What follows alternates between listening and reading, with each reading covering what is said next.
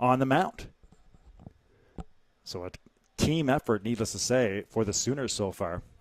Got out to that rough start with the 3 straight losses to the Moosehead Dry, but now back in business with winning their last 2 of 3. Sooners, they are the champs. Last year's Nova Scotia Senior Baseball League champions. The banner hanging in the canteen here at Susan MacEachern. Out in front of that one is Corey Christie.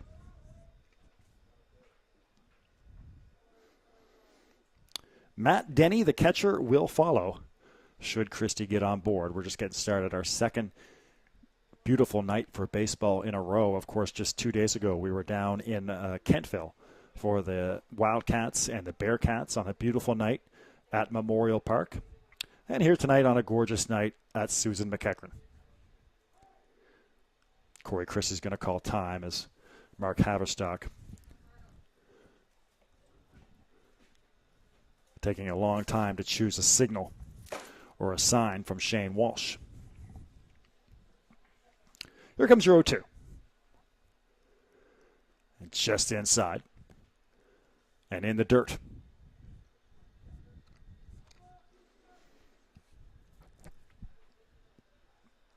So Haverstock, our second time seeing him in 2 weeks. We saw him in that game that got rained out. And he was in the process of pitching a beauty before it was called in the 4th inning on a cold, wet night at Mainland Common.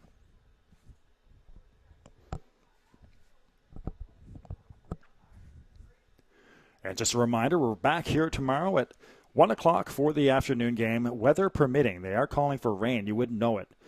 With the weather right now, it's just absolutely beautiful in Sydney. But they are calling for rain tomorrow, so we'll see. 2-2 coming up for Christie. Steps out. And now back in. Haverstock from the windup. Low pitch and right at Adam Lucas. A looping liner that Lucas has no problem with.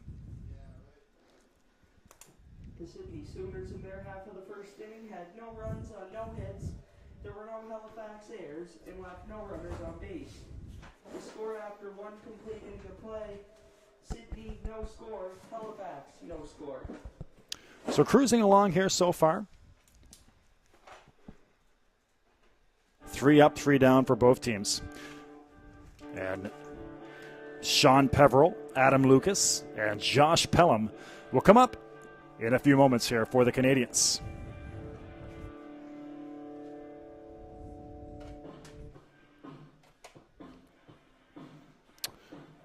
Just had a beautiful drive up here tonight. Or today, I should say. We took good old Route 4 to get here, the coastal route, once you get past the Conso. And what a gorgeous drive it was. Right along the ocean, a little rough at times, but one of the more picturesque drives in Atlantic Canada for sure. At the Canso Causeway, turn right and go through Port Hawkesbury to start. And then you're on your way through, again, one of the great drives. So if you ever come to Sydney, make sure you take that coastal route, route number 4. Nice windy road. Just make sure you have your wits about you.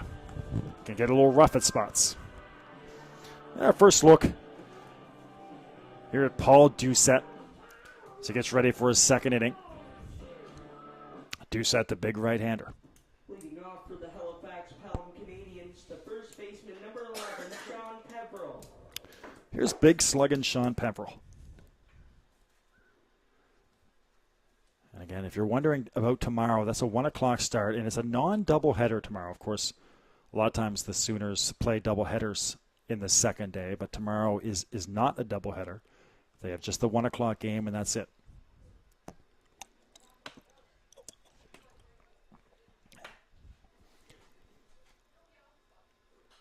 That's fouled off by Peveril to the backstop.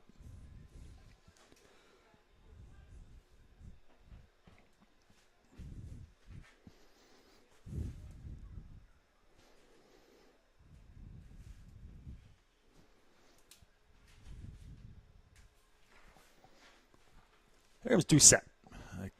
Off-speed pitch that goes high and over the head of Peveril. Kenny Long down there at first base. Phil Brown in center field. That's a shot deep. That could go. It does. Sean Peveril on the board here for the Canadians. A solo shot in the top of the second. And that was pretty much a no-doubter right off the bat. So a home run for Peveril, and the Canadians have a 1-0 lead. Now batting for Halifax, number 15, the second baseman, Adam Lucas.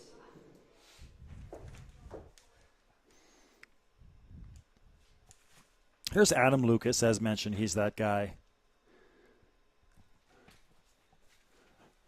As I mentioned in previous broadcasts, you just pencil him in for his numbers. Every year he hits in the mid-300s and has a good number of home runs and RBIs. One of the more steadier players in the circuit. Just off the outside of the plate. Wind is blowing ever so slightly to left field.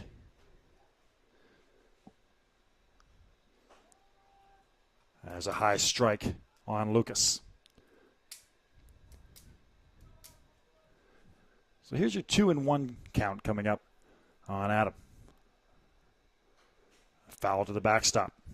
Doucette works his way back into the count. So we have a run on the board for Halifax. Sean Peveril.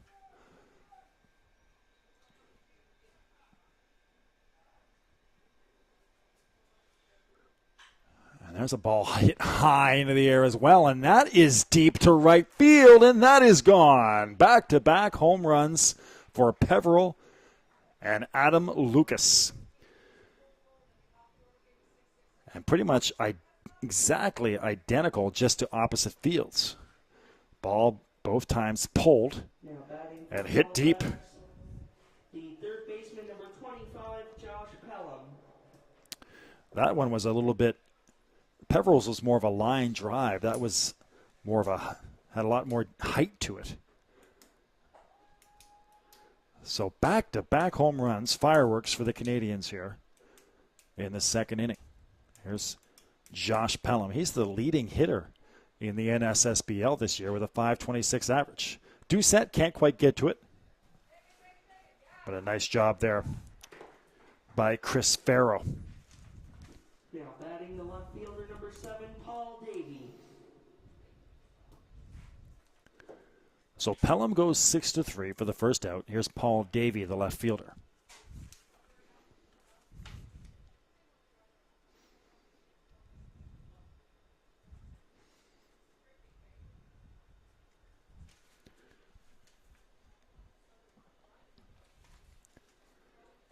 High and inside for ball one.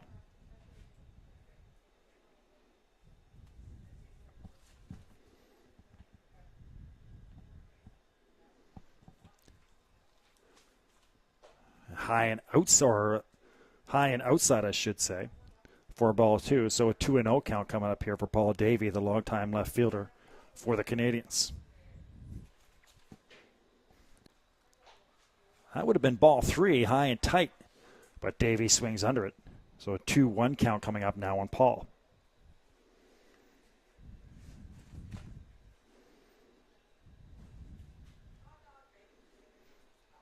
And just missing Davey was that pitch on the inside. So 3-1. Doucette working outside and inside. Shepard is in left field. Brown in center. McKinnon in right to set your outfield for the Sooners. Right now they are straight away. Corey Christie at third base. Farrow at short. Josh Forrest at second. And Kenny Long at first base with Matt Denny, the battery mate of Doucette. And that ball gets stuck right in the fence. So there's a souvenir for somebody if anybody wants to climb up and get it. Here's your 3-2. That's hit high into the air by Davey to the third base side and out. Actually, in play. That stayed in play, but Shepard couldn't get over there. That was close to the fence.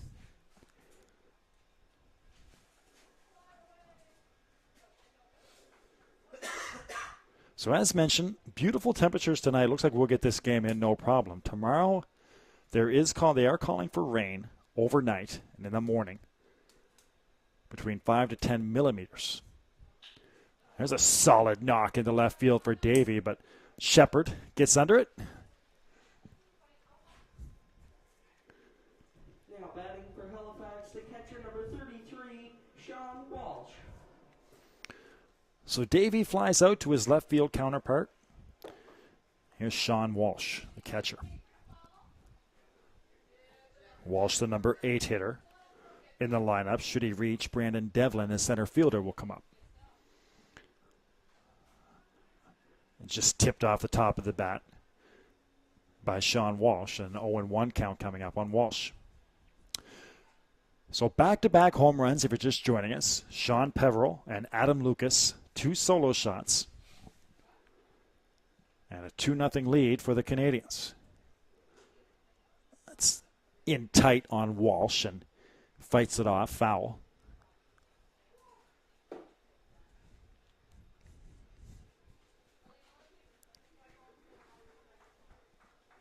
Just getting started from Susan MacEachern.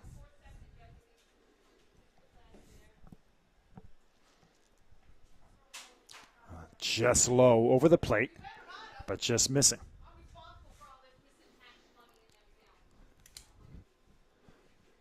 Here comes Doucette with the 1-2. In on the hands, fought off over the backstop.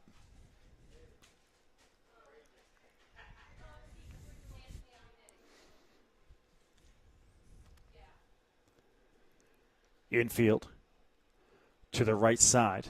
And a swinging strike on Walsh, high and tight.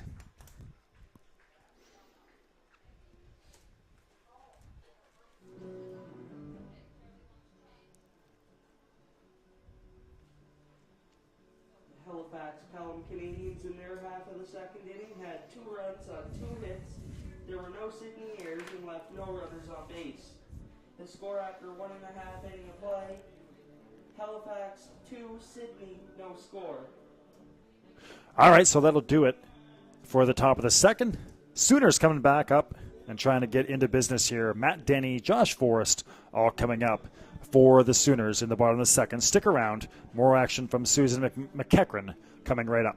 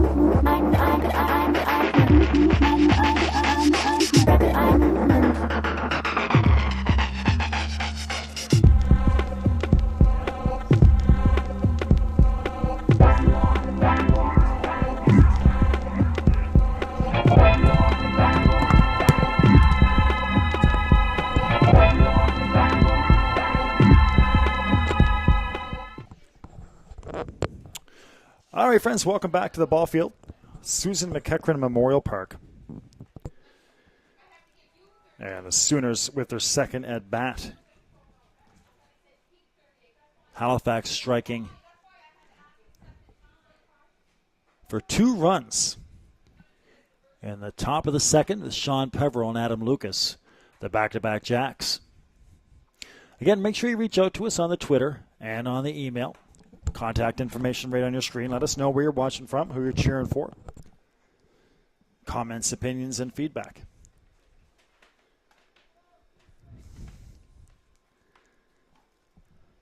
Here's Matt Denny, the catcher, followed by Forrest and Justin Brewer. Haverstock out there for a second inning of work. Not a cloud in the sky tonight in Sydney.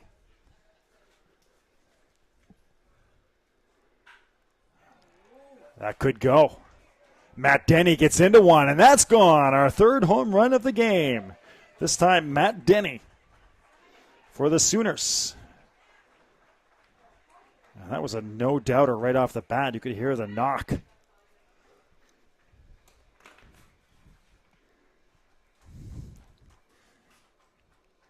So we have 3 home runs in this game. So far in our coverage, we haven't had 1 home run. But tonight we have 3. Now batting for Sydney, the second baseman, number 44, Josh Forrest.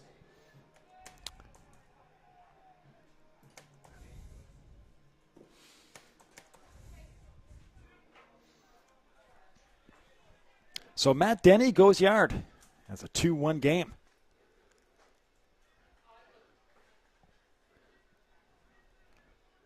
That's just what the Sooners needed, a quick response to those 2 home runs for the Canadians.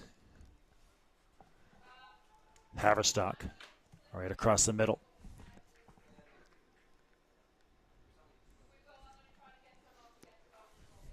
This is Josh Forrest, the second baseman.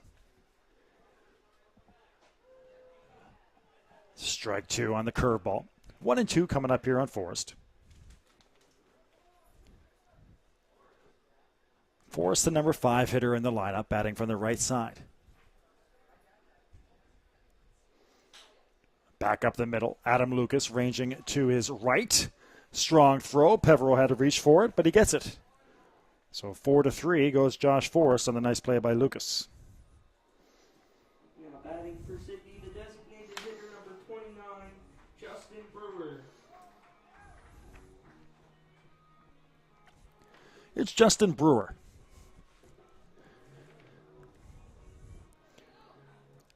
Justin playing the DH tonight.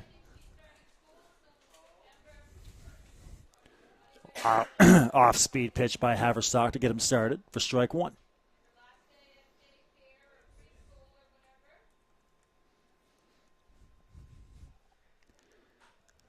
Another off-speed pitch and fought off, but foul by Justin Brewer. So an 0-2 count coming up here for Haverstock.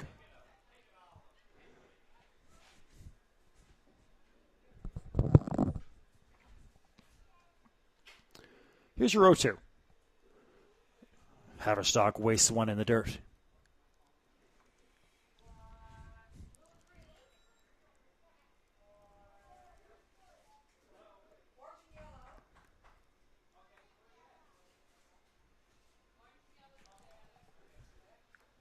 And the 1-2. Peveril dives for it, but that's a single. A solid line drive by Justin Brewer. Peveril almost had it, but give Brewer the single. Now batting for Sydney, the left fielder, number 32, Jordan Shepard. So here's Jordan Shepard.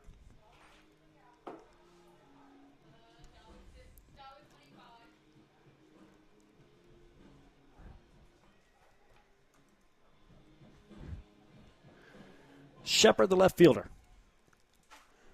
with Brewer down there at first.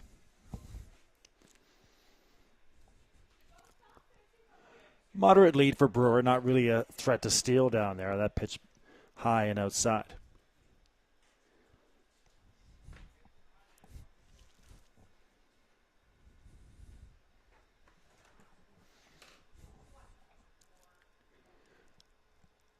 Haverstock from the stretch. Tough call there for Haverstock. Looked like it caught the upper inside corner, but 2-0 now. So Jordan Shepard has a hitter's count here with the Sooners trailing by a run and a man down at first base. Haverstock comes set. High and inside, 3-0. So second inning problems for Mark.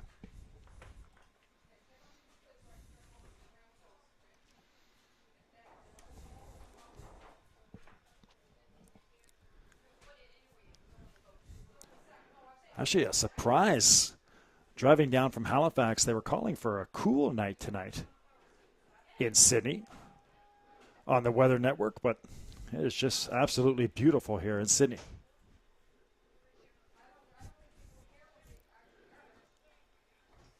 Haverstock comes across the middle of the plate for strike one, and now here's your 3-1 pitch coming up for Shepard. Low off the plate, and Shepard has himself a base on balls. Now batting for Sydney, number 4, the shortstop, Chris Farrow. So Brewer goes to second, Shepard at first on the walk, and here's Chris Farrow, the shortstop. A great year for shortstops in the league. Some outstanding young shortstops. Of course, Ryan Vino, the longtime shortstop for the Canadians, but Chris Farrow and Mike Tobin of Truro playing very well. Bootleer for Kentville had a great game the other night. And, of course, Matt Dudelay has been playing very well as also for the Moosehead Dry. So it's the year of the shortstop. Some spark plug shortstops who can really cover ground at that critical position.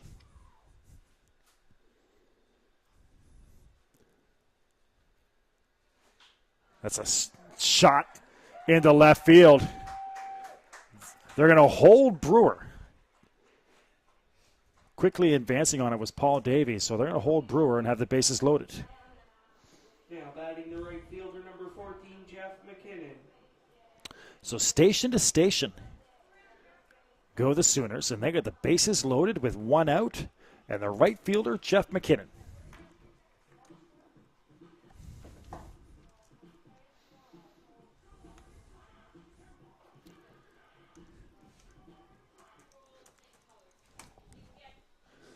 So the bases are juiced. Haverstock's from the stretch. And Jeff McKinnon with a great chance to get the Sooners an early lead. Inside, ball one.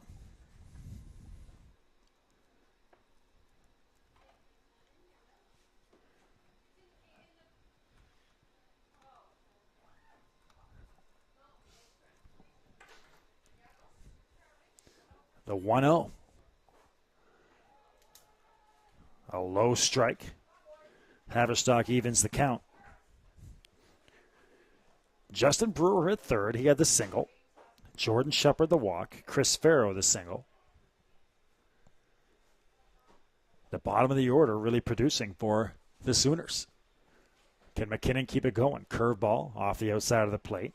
2-1. Make sure you go to the website to check out all the stats and league leaders and standings. The eteams.com, Nova Scotia Senior Baseball League. Reaching for that was McKinnon at a play on the first base side.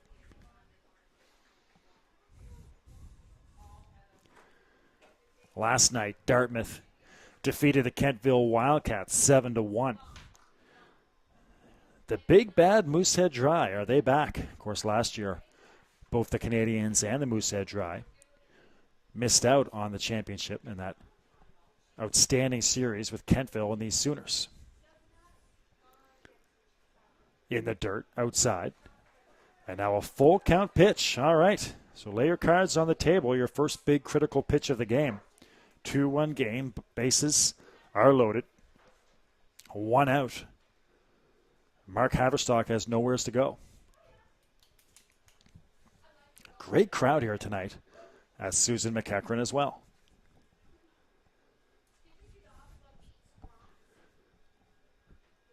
Here's the 3-2. In on the hands, fought off. scrambling over there were the Sooners.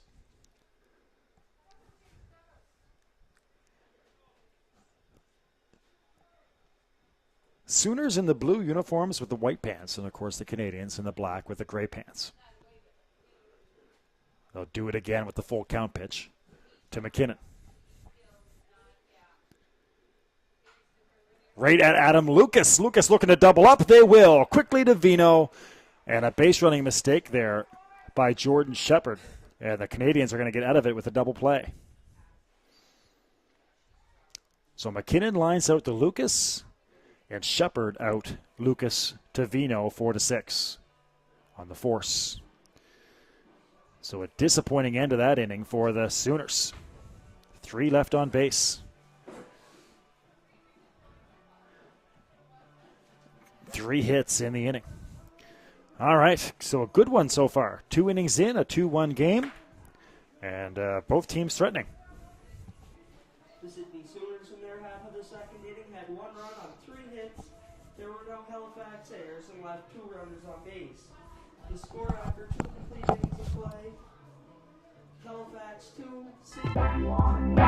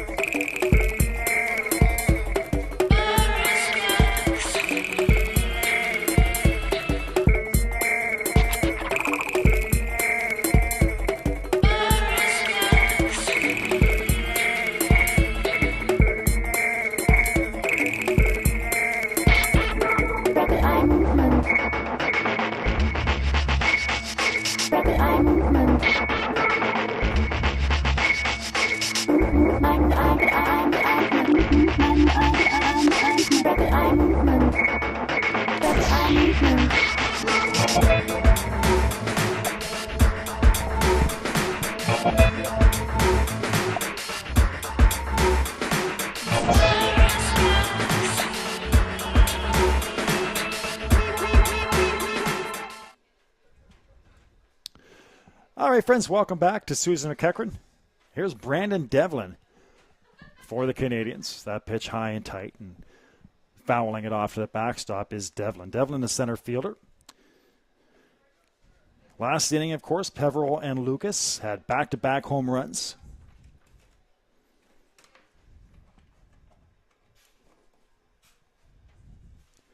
And then a home run to by Matt Denny in the bottom of the inning. So 3 solo shots have got us to where we're at now if you're just joining us. That's just fouling out of play down the first base line.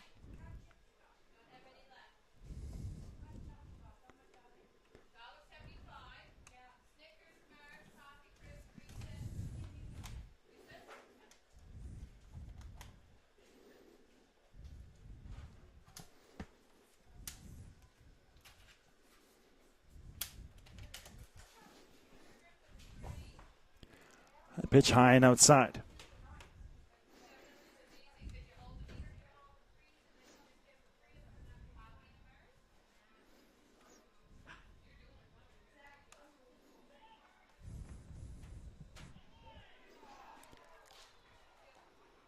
Safe down the first base line is Devlin. Now batting for Halifax, the designated hitter number 23, Pat Gilbert. So a single for Devlin.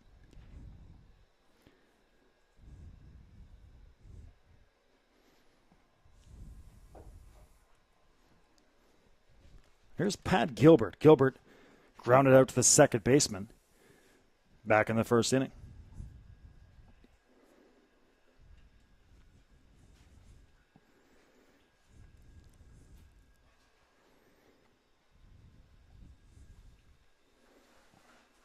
Moderate lead down there for Devlin. Speedy little center fielder. That pitch high and outside.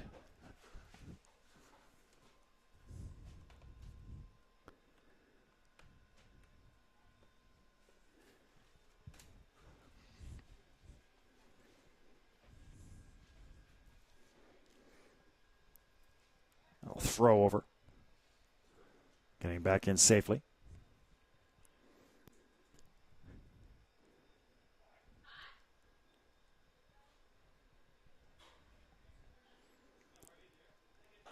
High and outside on Gilbert.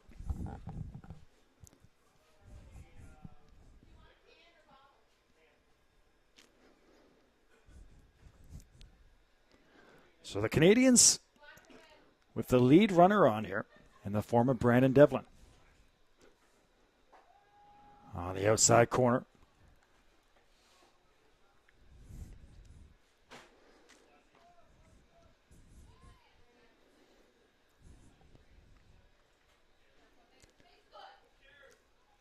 I'll throw over there on Devlin, sliding back in safely.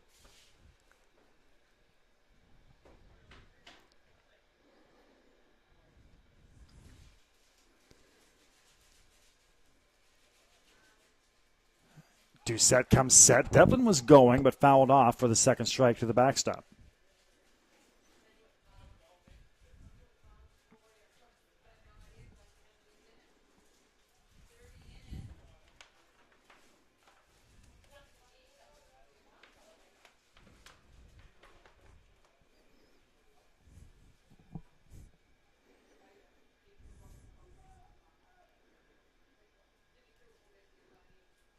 Two and two the count. Doucette comes set. Just off the outside of the plate. Will go to a full count.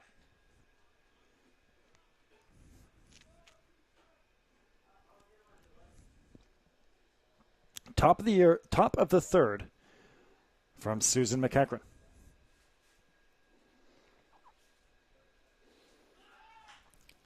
Reach out and punching it is Gilbert in the center field, but that's no problem out there for Phil Brown.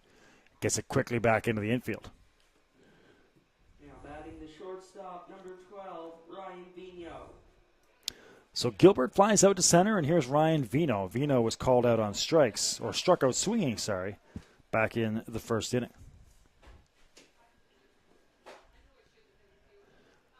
Vigneault, the longtime shortstop for this Canadians team.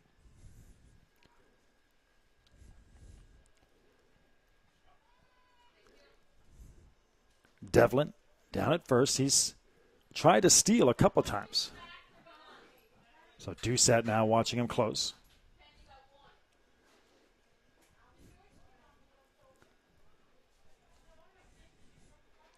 And again over there, very preoccupied now with Devlin, is Doucette.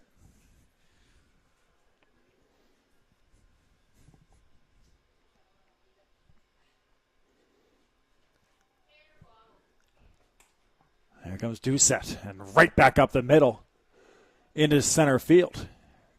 Going first to third is Devlin. Safe! Sliding in and taking second is Ryan Vigneault. A heads-up play by Ryan Vigneault. Now batting the right fielder, number 21, Jake Pelham. So Vigneault the single and then takes the extra base on the throw to third. And Devlin goes first to third. Now the Canadians with runners at third and second. First base open. And here's Jake Pelham, the right fielder.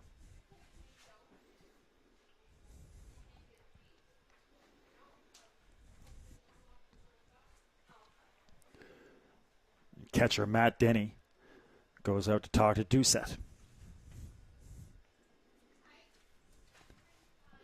So one out in the inning, and Paul Doucette in a little bit of trouble here. Canadians looking to build on a 2-1 lead. Curveball gets in their back door, and for a first pitch strike.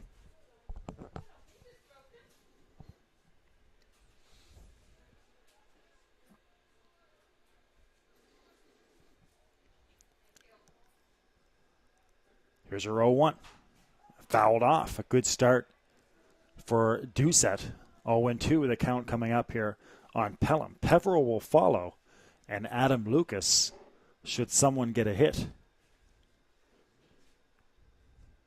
course, Peveril and Lucas went back-to-back in the second inning.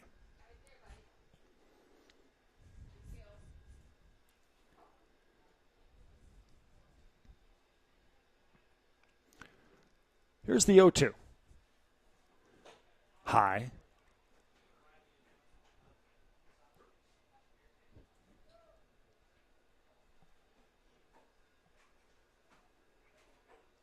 Doucette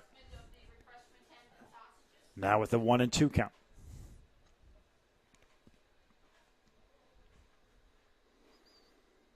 Doucette's going to step off.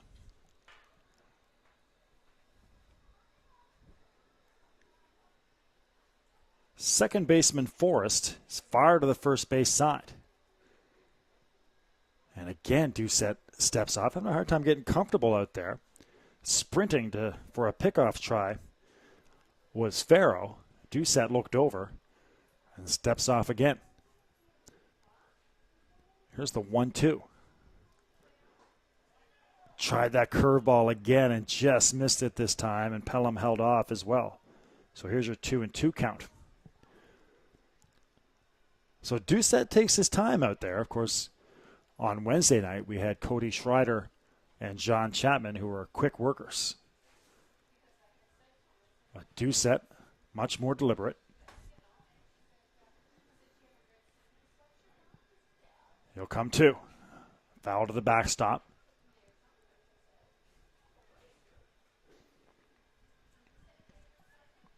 Another 2-2 pitch coming up.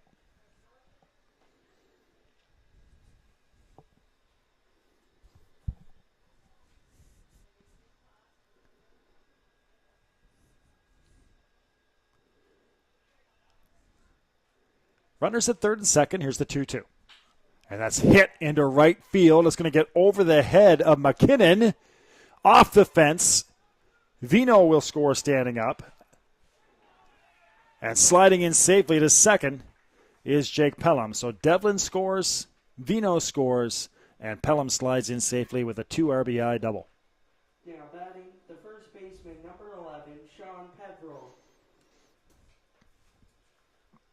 So give Pelham a double. And 2 RBIs. And a 4-1 lead now for the Canadians. And Doucette's not out of this yet. Here's Sean Peverell. He had the first run of the game, the solo shot back in the second inning. This is the 5th batter of the inning for the Canadians. 1 out.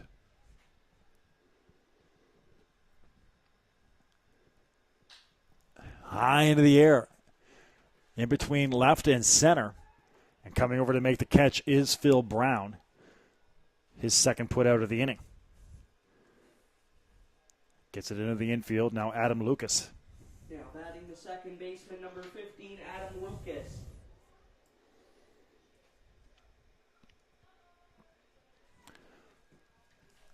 So here's Adam Lucas. Again, Lucas had the back end of those back-to-back home runs, the solo shot to right field. Runner at second, high and tight to Adam.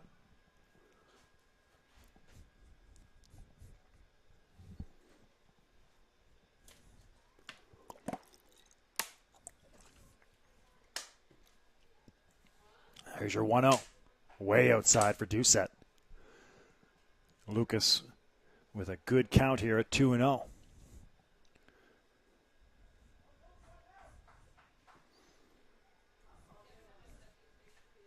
The 2-0 pitch. Gas right down the middle of the plate. Lucas taking all the way.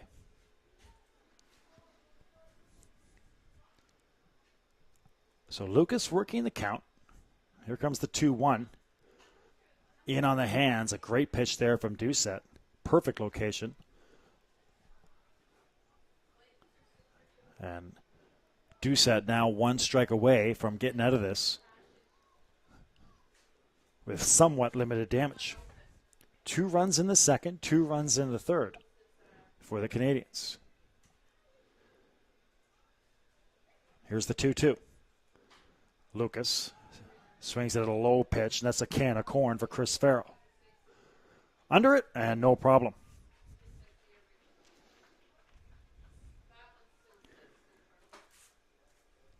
So the Canadians, 2 more runs. And they get 3 hits in the inning. And the big one, the 2-run double by Jake Pelham.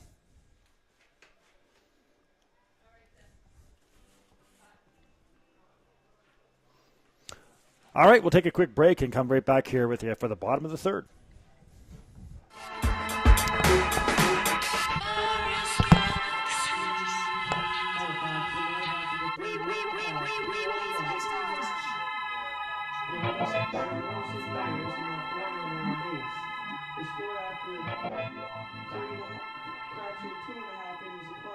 Halifax 4, Sydney 1.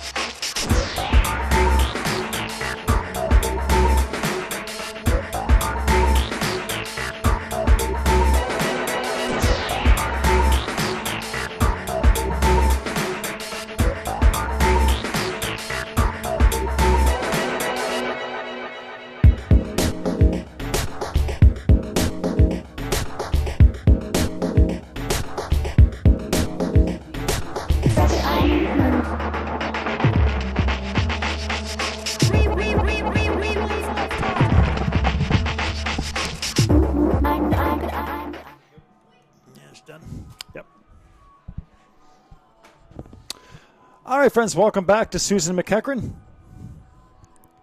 Kenny Long will come to the plate. Kenny grounded out to Mark Haverstock in his first at bat.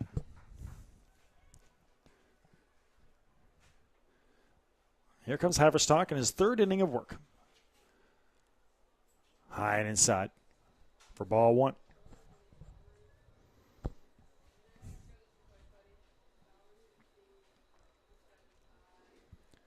The 1-0.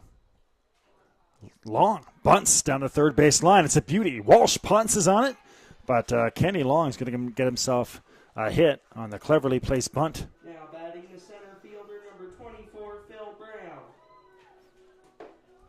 So a bunt single for Ken Long.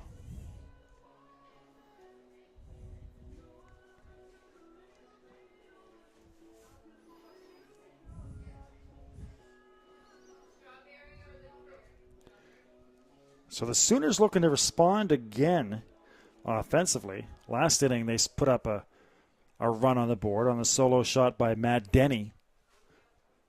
Here looking to battle back from the 4-1 deficit. Phil Brown. Phil struck out back in the first inning. Kenny Long a threat to steal down there at first base.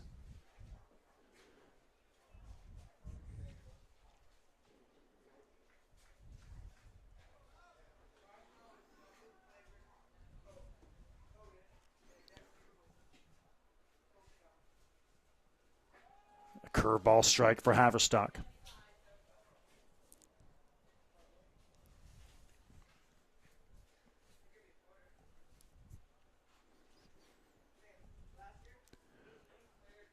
Kenny about a 4-step lead down there at first base. Haverstock throws over. They may have him. They do. They get Long leaning the other way. And Haverstock, the quick throw over, and Kenny Long picked off at first base.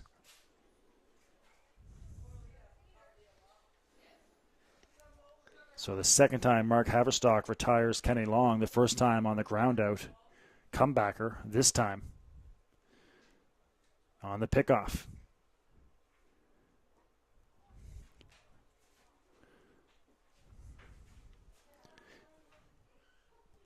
Talked about that big lead of Long just before Haverstock threw over. I think he was thinking about going, and Haverstock picked the perfect time to throw over. So 1 out. Shot into right center field, and that's going to get through. Good hustle over there by Devlin to cut it off, and he'll get it into second base. Now batting the third baseman, number 16, Corey Christie. So there's a single for Phil Brown, and Kenny Long would have surely gone first to third on that.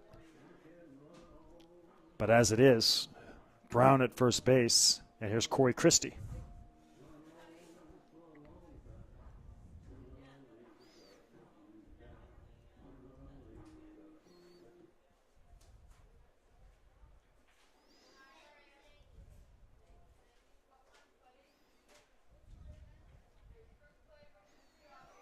Haverstock throws over again, and they nearly had Phil Brown. Brown a little flat-footed. Gets back.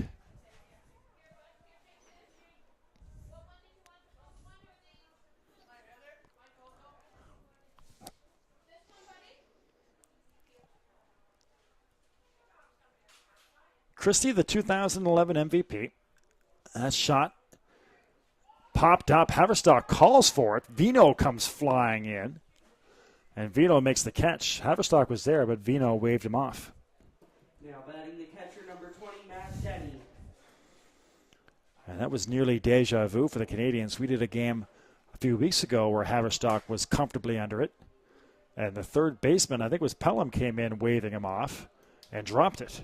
And right there again, Haverstock could have easily made the play, but Ryan Vino came flying in. And actually, it was a kind of difficult catch for Vino. But regardless, the Canadians have their second out. And here's Matt Denny. Of course, Denny, the solo shot back in the second inning. Haverstock throws over. Sliding back in safely is Phil Brown. So Denny, the home run.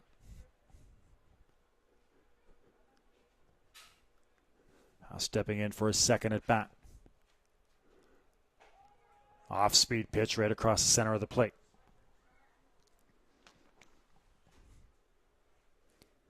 Isabelle Germain, our camera girl down there on the first base side. Here's your 0-1.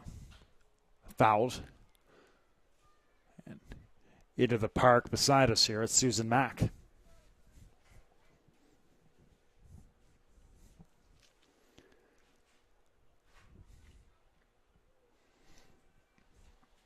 So as mentioned, a great crowd, probably at least 100 people here, taking in Friday night baseball. A gorgeous night to be at the park.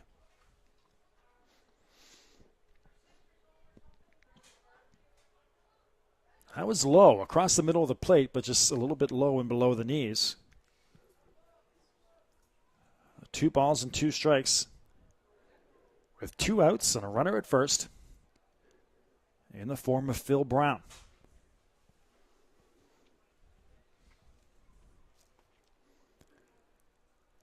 So here's the 2-2. Outside.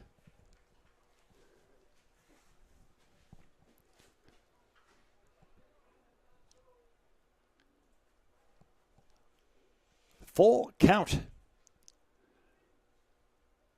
Digging in is Denny, looking for a pitch to drive. Will Haverstock come to? Well, not messing around. Actually, my fault. 2-2 that last pitch. So 3-2 now. So we'll do it again here. This time with the full count pitch.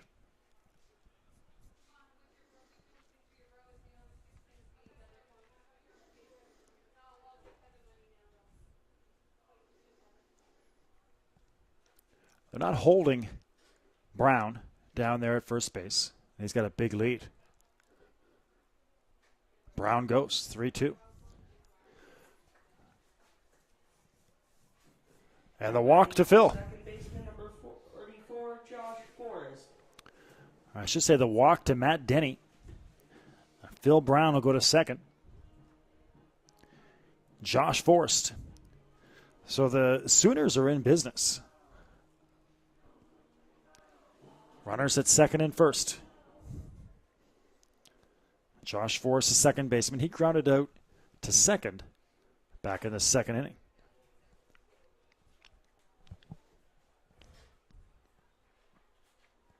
Haverstock from the stretch. That's shot into left field. And will they send Phil Brown? They're going to hold him. And a good decision. Haverstock cuts it off. But great job in left field by Davey to pounce on that and get it in quickly. Now batting 29, the designated hitter, Justin Brewer. So again, station to station go the Sooners. They had this exact same situation last inning. But Jeff McKinnon lined out to second base, and Jordan Shepard got picked off at second for the double play. So Shepard, or Josh Forrest, sorry, Justin Brewer will try to cash in a couple runners. He had a single back in the second inning.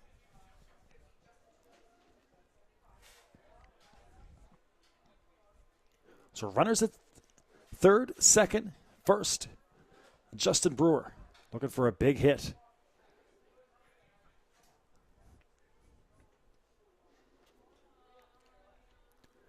Fouled off behind home plate.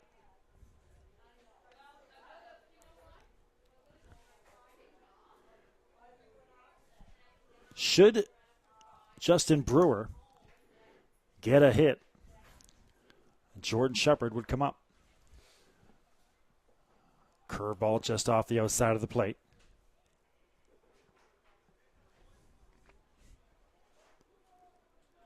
Here comes your 2-1. Haverstock pitching from the windup with the bases loaded. His second bases loaded jam of the game. Inside, and now 3-1. So Brewer sitting pretty here. Bases are loaded, a 3-1 count. Haverstock has to come too. And Brewer will look for something to drive.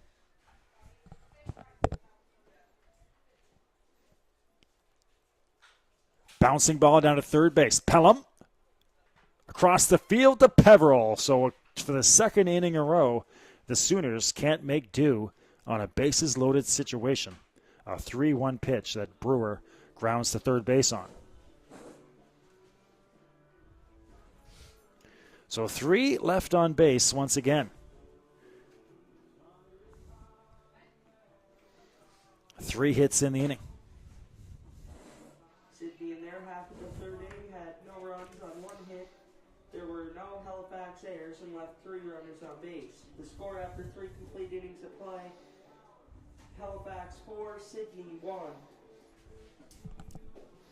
So 3 hits, 3 left on base for the second inning in a row.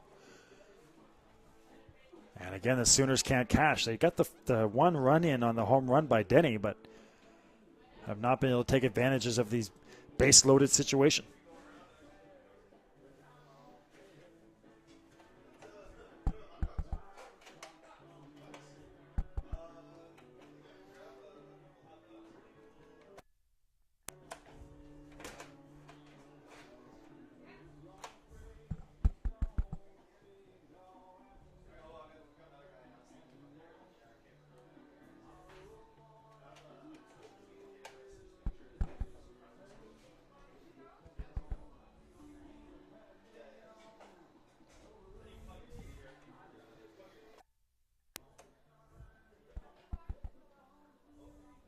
So we'll go to the 4th inning.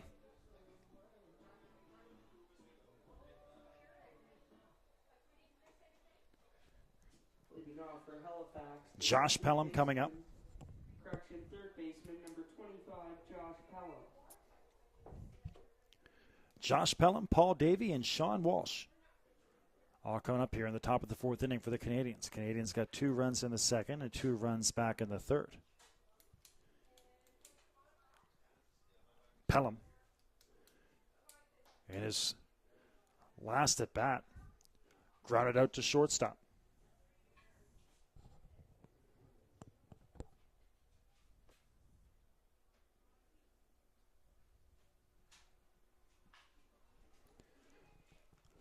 High into center field, and no problem there for Phil Brown. Number 7, Paul Davey. So Pelham goes quickly to Phil Brown, and here's Paul Davey. Davey flew out to left field back in the second inning. Davey wearing number 7 for the Canadians, playing left field. Batting from the right-hand side. Just off the outside of the plate. 1-0 pitch coming up. Doucette out there for his fourth inning of work. That's line foul down the left field side.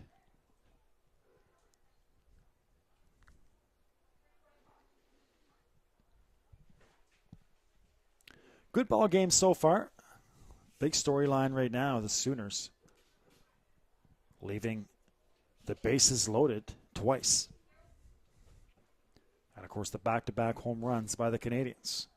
A 2 RBI double by Jake Pelham in the third. Matt Denny, the solo shot for the Sooners.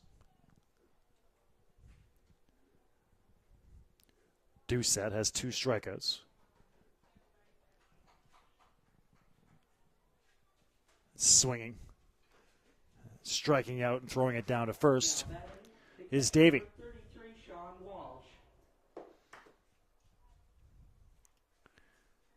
So Davey strikes out. I'll throw down the first to retire. Here's Sean Walsh. Walsh struck out back in the second inning. 3 strikeouts now for Doucette.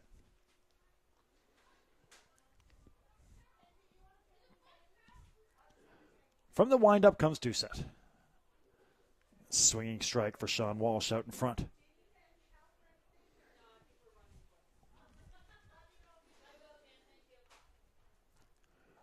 Again, this one a little more inside, and Walsh swings under it. So quickly, Doucette up here on Walsh.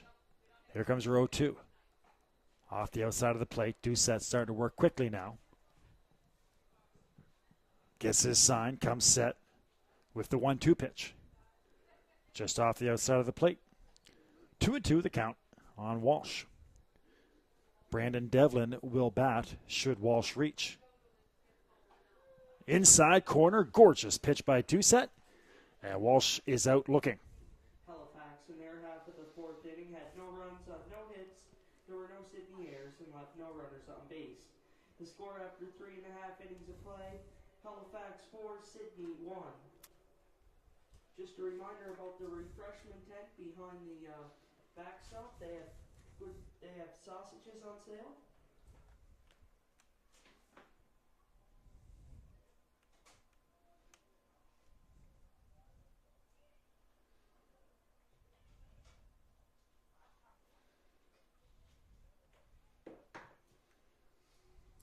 So let's go to the bottom of the fourth. And, of course, again, the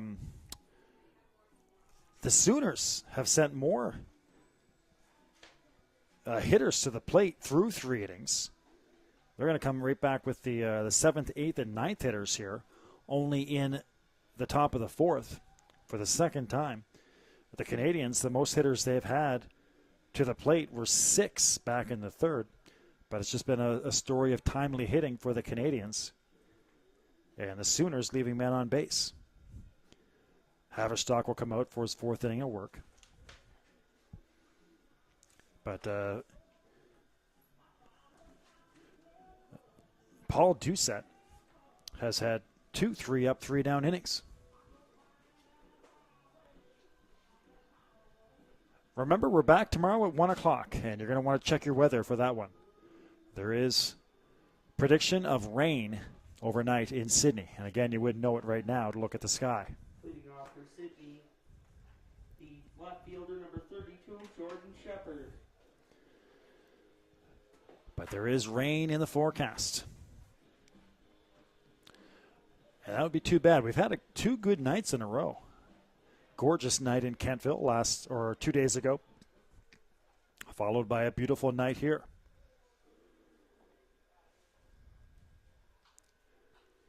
Foul back our way and off the backstop.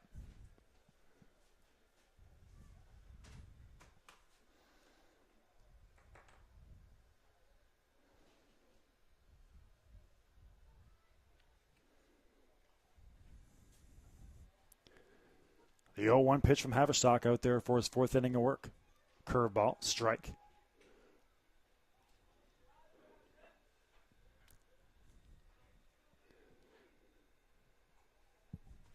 So the 0-2 pitch coming up here on Jordan Shepherd. Shepherd got picked off at second base to complete the double play ball on a bases loaded situation. The looping liner to second base, and Shepard got the force play at second base. That's going to stay in the grass down the first base side.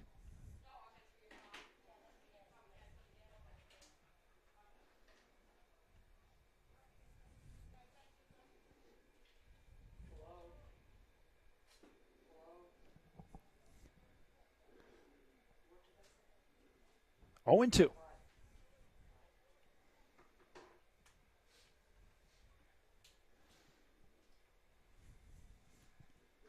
Curveball, and just getting a piece of it was Shepard to stay alive. That looked like it was going to be strike 3.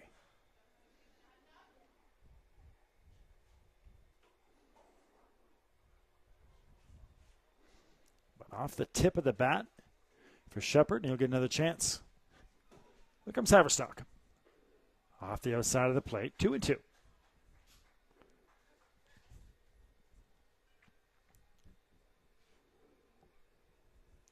Chris Farrell will follow, Jeff McKinnon, and then back to the top of the order for Ken Long.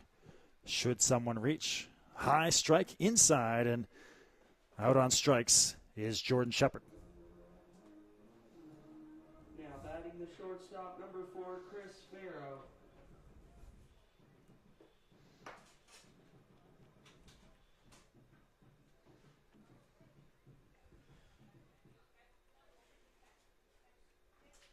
Here's Chris Farrell. Chris singled back in the second, but was stranded at first base. Curveball hit foul down the third base line.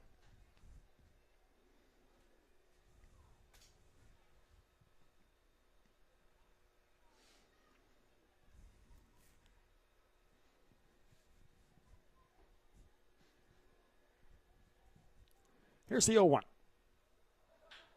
A solid knock into left field. That's going to get in front of Paul Davey. A base hit for Chris Farrell, his second of the game.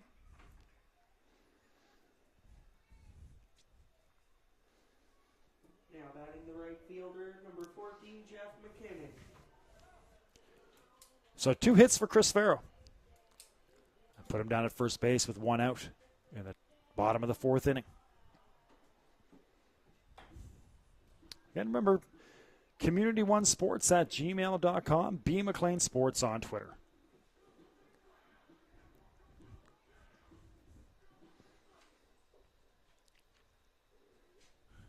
Here's Jeff McKinnon. Of course, it was McKinnon who lined out to Adam Lucas at second base, which started the double play ball.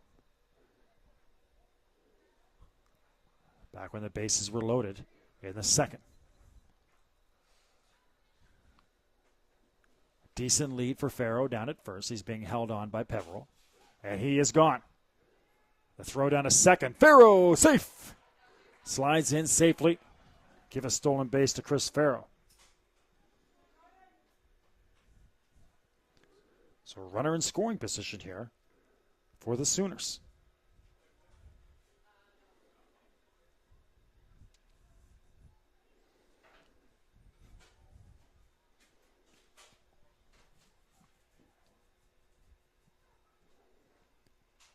Here's the pitch from Haverstock. Curveball. Fools McKinnon. Way out in front. And off balance was Jeff.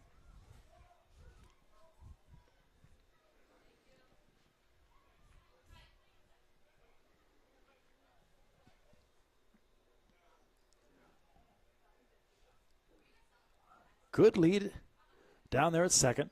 Lucas takes a pinch over to keep him close. Curveball fouled off as McKinnon hung in there and lives to fight another day.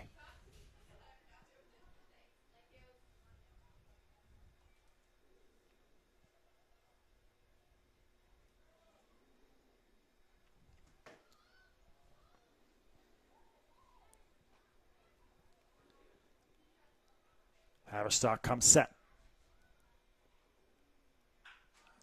Curveball. Will it stay fair? Just foul, about 4 feet foul down the left field line.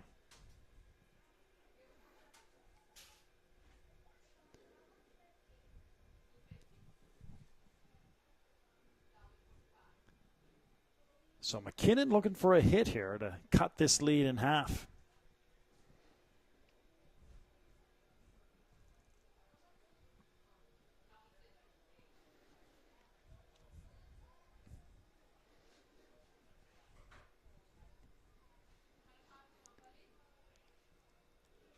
Here's Haverstock. A pitch across the head of Jeff McKinnon.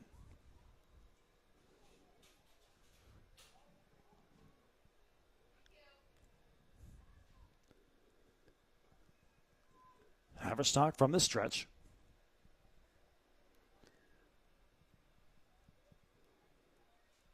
Comes set.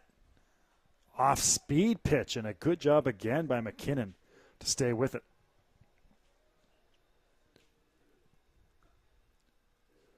The Sooners have made Haverstock work. A lot of deep counts, again, loading the bases twice. So Haverstock has thrown a lot of pitches. The lights are on at Susan MacEachern, and the shade's starting to come right to left across home plate, slowly out into the infield as the sun sets behind us here in beautiful Sydney.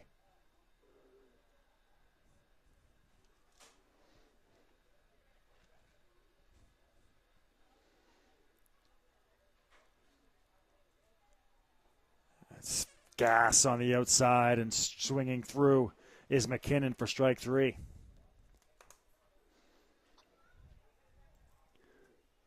A big pitch by Haverstock. First baseman number 45, Kenny Long. Well, that's Haverstock's third strikeout of the game. All have been swinging. And here's Kenny Long coming up for his third at bat in 4 innings. Kenny grounded out to Haverstock in the first, and then got himself a single in the third, but got picked off at first base by Haverstock back in the third. Pitch inside for strike one.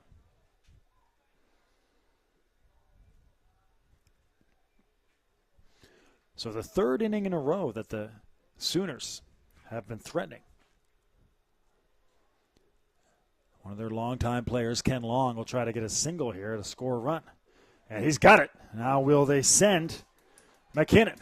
They will. Here comes Jeff, the throw to the plate, and standing up safely will be Jeff McKinnon.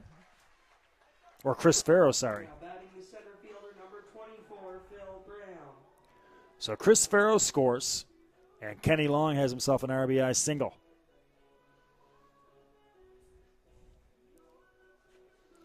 So Farrow, a single, a stolen base, scores a run, and an RBI for single, or an RBI for Kenny Long, his second single.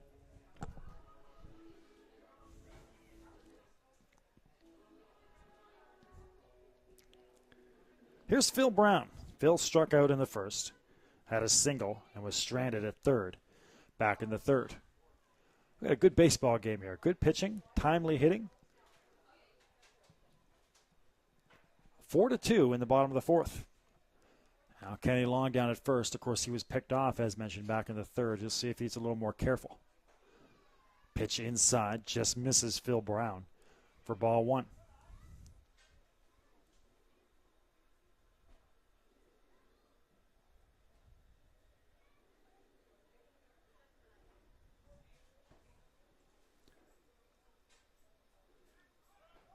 Long goes. The throw to the first base side of second. Lucas able to catch it, but sliding in safely behind is Kenny Long. So give Kenny Long a stolen base now. Second stolen base of the game, of the inning, I should say, for the Sooners. So Kenny Long having himself a night. 2 knocks, got himself an RBI, has a stolen base. The one mental gaffe with the pickoff. A good lead down at second. Here comes Haverstock. Curveball just misses the inside part of the plate.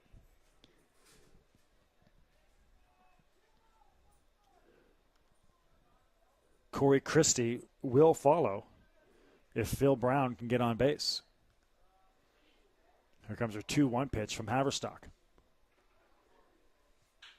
Off the inside part of the bat. Pelham, a tricky bounce. Tough throw. Peveril the scoop. Nicely done. So good defense by the Canadians. A tough hop that Pelham handles. And then a low throw scooped up nicely by Peveril. And that'll do it for the Sooners in the 4th inning, but they get a run. So 5-3 goes Phil Brown. 5 batters come to the plate for the Sooners. They get the run on the RBI single by Kenny Long, scoring Chris Farrow. So 2 hits and 1 left on base. Sydney in their half of the 4th inning had 1 run on 2 hits, no Halifax errors, and left 1 runner on base. The score after 4 complete innings of play, Halifax 4, Sydney 2.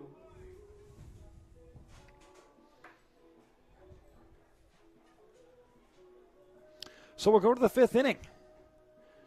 The Sooners with 2 runs on the board.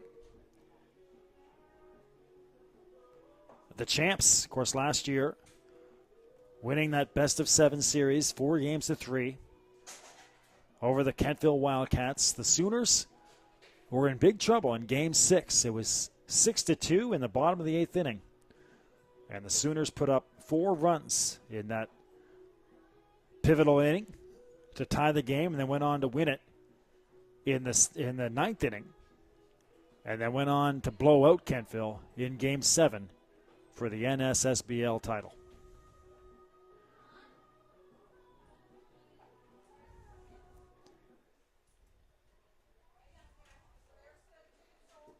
Leading off for Halifax, the center fielder number 4, Brandon Devlin.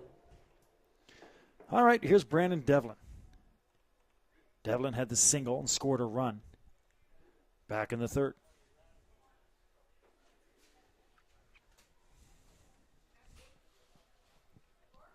Doucette out there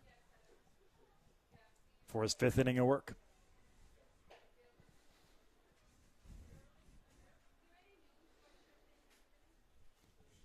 Four runs given up by Doucette so far. Of course, the back-to-back home runs, Peveril and Lucas. And then the 2-run double by Jake Pelham in the 3rd inning.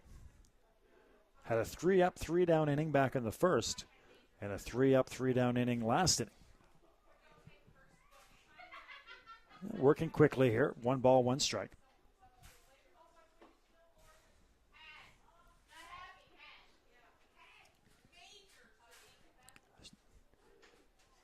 A little nubber down to 3rd base. Should be no problem for Corey Christie. Nicely done by Christie. And Devlin will be out 5-3.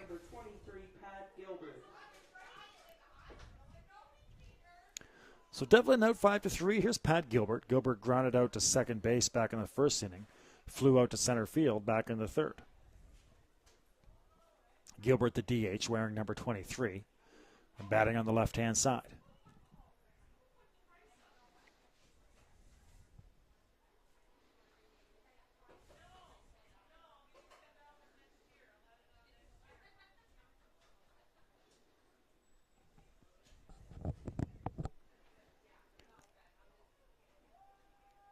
The outside corner for strike 1. You really see that shade now is overtaken home plate. Flied out into left field. And no problem out there for Shepard. Now batting the shortstop, number 12, Ryan Vino. So Gilbert flies out to left field. He's 0-for-3 on the day. And here's Ryan Vino. You're looking at Doucette now. He's now retired 7 batters in a row, dating back to the 3rd inning. So 7 in a row, and here's Ryan Vino. Struck out in the 1st, singled back in the 3rd, and scored a run on that 2 RBI double. Now Doucette really starting to get his swagger on here. Pitch right across the middle of the plate for strike 1, working quickly. Gets his sign, comes 2, just off the outside of the plate. 1-1. High leg kick by Doucette. Swinging over the top, fouling it off is Ryan Vino. 2 outs in the top of the 5th.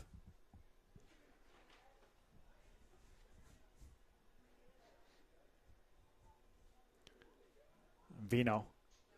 Might have taken that off the leg. Trying to shake it off.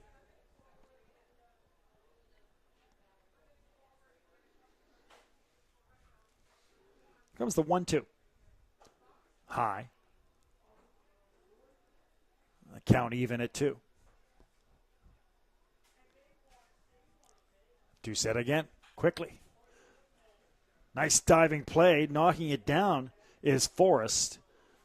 But hustling down the first base line and beating out the throw is Vino. Now batting the right fielder, number 21, Jake Pelham. So give a single to Ryan. That was a great job by Forrest to get over there.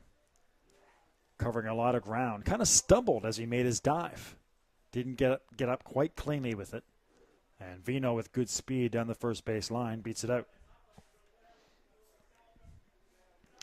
So 2 outs. The Canadians have a base runner. Here's Jake Pelham.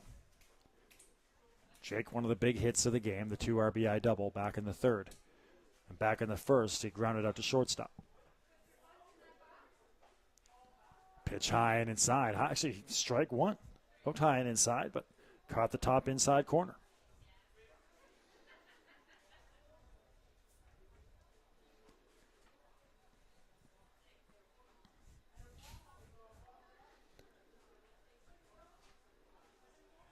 Oh, they nearly get Vino. They do get Vino. Picked off. Ryan leaning towards second base. And a great pickoff play by Doucette to get Vino.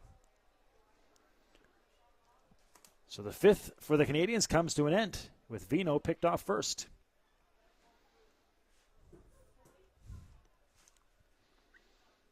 Halifax in their half of the 5th inning had no runs on 1 hit. They left no runners on base, and there were no Sydney errors. The score after 5.5 innings of play: Halifax 4, Sydney 2. So no runs, 1 hit, none left on base, no errors in the inning. And we'll go to the bottom of the 5th. We're halfway home here on Friday Night Baseball at Susan MacEachern Memorial Park. Good baseball game. Following up just a doozy of a game on Wednesday night, Kentville and Truro, a 3-1 game down in the Valley. A pitcher's duel, Schreider and John Chapman, both pitching 9 innings. Chapman coming out with the win, striking out Schreider to end the game. Great defense, timely hitting, and both pitchers working very quickly. A great night for baseball in Kentville, and we got another good game here. 4-2, halfway home.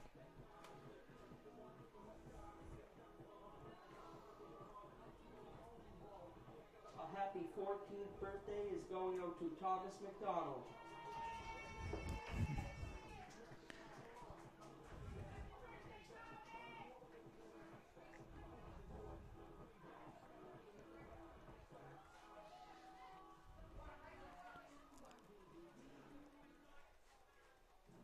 So here's Corey Christie. Now batting for Sydney, the 3rd baseman, number 16, Corey Christie. Christie, Matt Denny, and Josh Forrest, the heart of the order, coming up for the Sooners, the 3, 4, 5 hitters.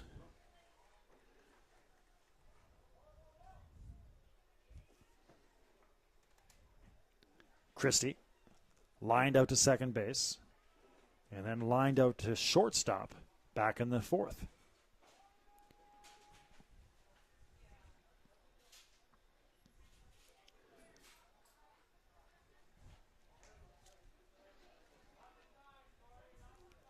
Here's Corey again. The 0-1 pitch. Fouled off just the outside part of the plate.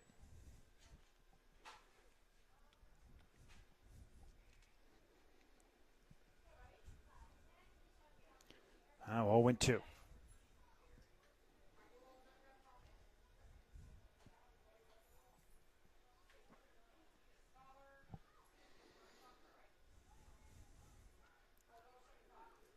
Haverstock in his 5th inning of work. Christie reaches out, pokes it into left field.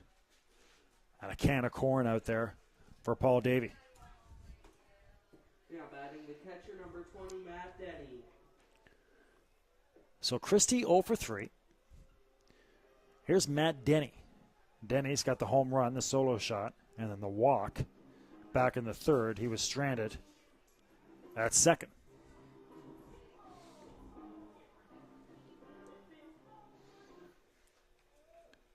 Denny, the catcher.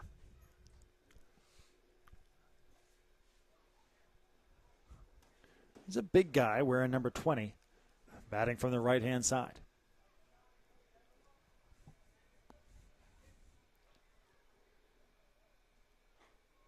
Off the outside of the plate.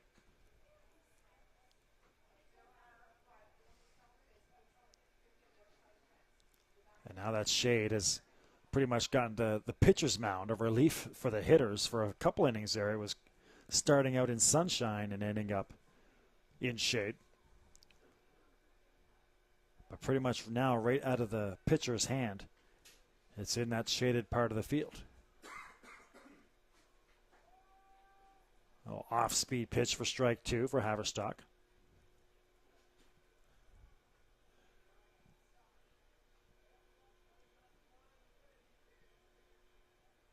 Here comes Haverstock again. Ball 4 on Matt Denny. So Denny gets the free pass. That's his second of the game. Now batting, the second baseman, number 44, Josh Forrest. So Matt Denny down at first base. Here's Josh Forrest. He grounded out to second back in the second, and then had a single back in the third.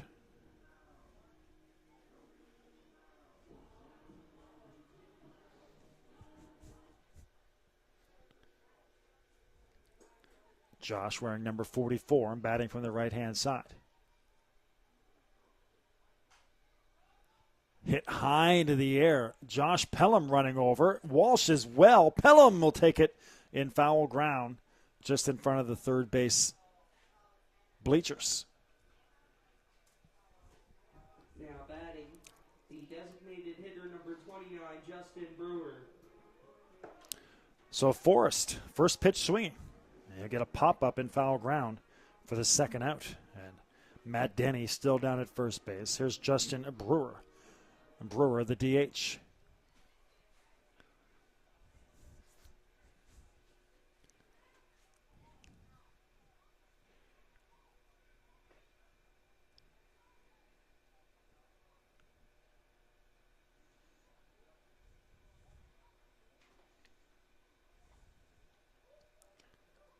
First pitch called a ball. Off the inside part of the plate, back our way. Just over the press box here at Susan MacEachern.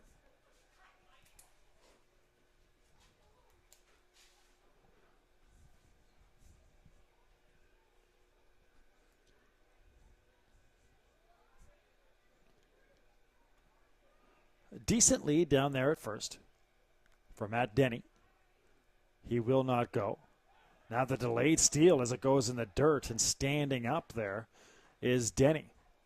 So the ball gets into the dirt for Sean Walsh, and Matt Denny stands up running into second base. So Denny in scoring position.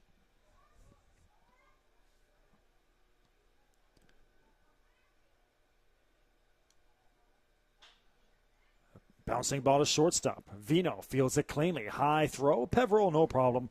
And that'll do it for the Sooners. So the Sooners strand another man in scoring position.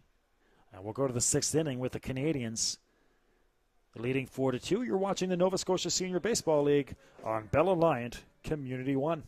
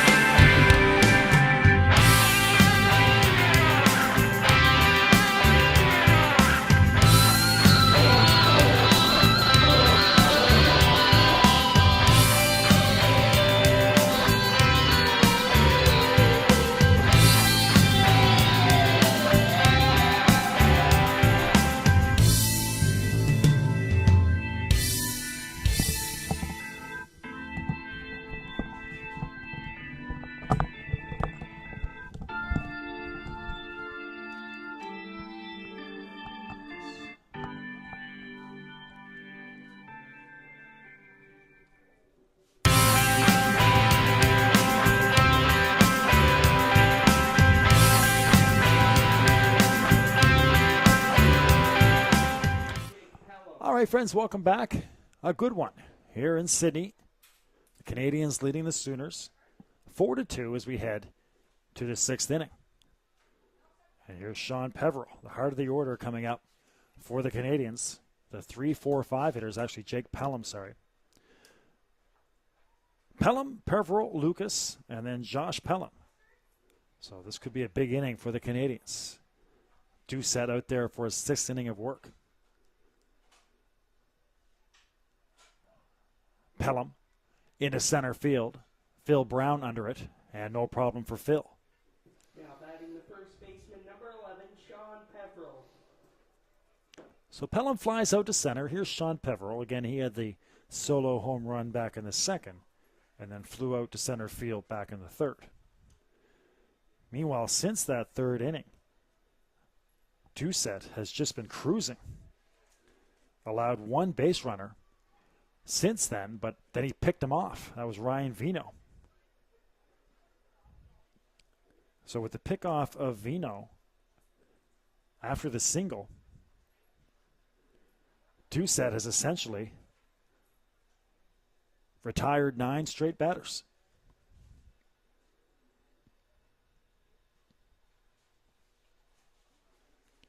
Into the dirt and low. 2 balls, 1 strike count here for Big Peveril. Sean, the big slugging first baseman, longtime Canadian, batting from the right side, playing first base, wearing number 11. Count even as he swings and misses. Here's the 2-2.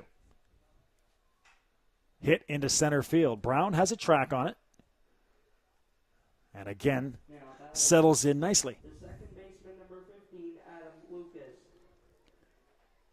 So 2 putouts for Phil Brown in center field. And this inning going quickly as well, Adam Lucas. So Doucette has really pitched well the last 4 innings. The one big thing for the Sooners, they just haven't had that one big hit. Lucas into center field. And Phil Brown again. So Phil Brown retires all 3 Canadians here in the 6th. Halifax in their half of the 6th inning had no runs on no hits. There were no Sydney errors and left no runners on base. The score after 6.5 innings of play, correction 5.5, Halifax 4, Sydney 2. So 8-8-8. Busy inning for Phil Brown. And we'll go to the bottom of the 6th with the score still 4-2.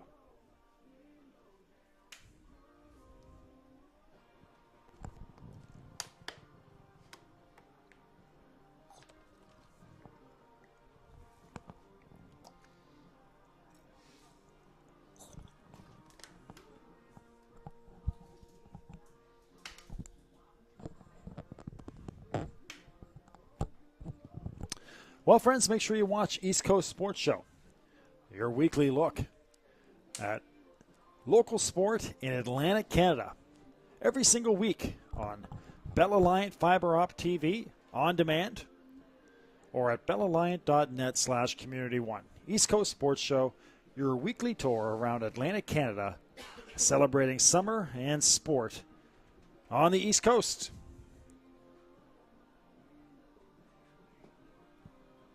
New episodes come out every Monday. That's East Coast Sports Show on Bell Alliant Community 1, your leader in local sport webcasting in Atlantic Canada. Mark Haverstock is out there for his 6th inning. And what started out with a lot of fireworks in this game, solo home runs and RBI doubles,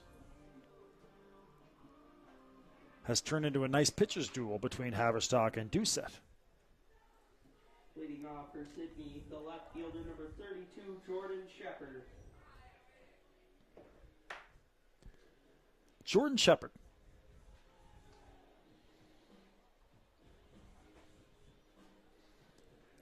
Shepard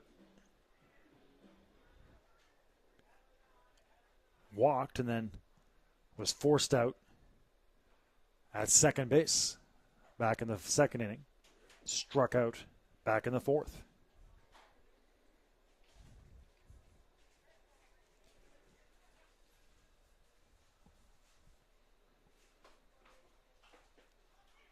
Fouled. Haverstock hustling over. Walsh as well. Right in that exact same spot. Walsh again. That's the second time he's got a foul ball in that exact location. Batting for Sydney, the shortstop, number 4, Chris Farrow.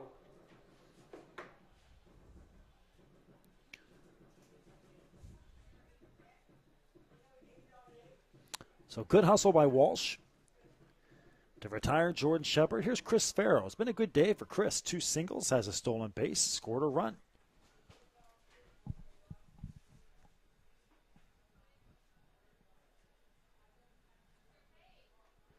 As the sun has pretty much officially gone down here at the ball field. A little bit of sunlight still out there in deep left center, but for the most part, the field is in shaded area, waiting for the lights to kind of kick in. Lucas, and confusion there. I'm not sure what that was about. It was a bouncing ball down to second. Lucas came in to field it, and Haverstock was sprinting over to cover. Sean Peveril just kind of hung out 4 or 5 feet up the first baseline, I guess conceding the base to Haverstock. But Lucas's throw went in between Peveril and Haverstock. So a miscommunication, to say the least, over there for the Canadians on a weakly hit ground ball to Lucas.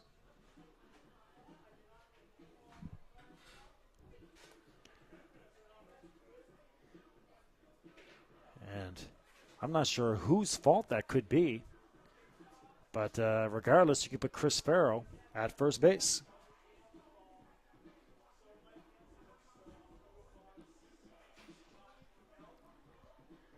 So once again, Chris Farrow reaches. And here's Jeff McKinnon. Jeff lined out to second, struck out in the 4th. Man at first, Haverstock pitching from the stretch. He'll step off as he keeps a close eye on Farrow. Farrow has speed down there at first base. He stole a base back in the 4th. Haverstock fouled away by McKinnon.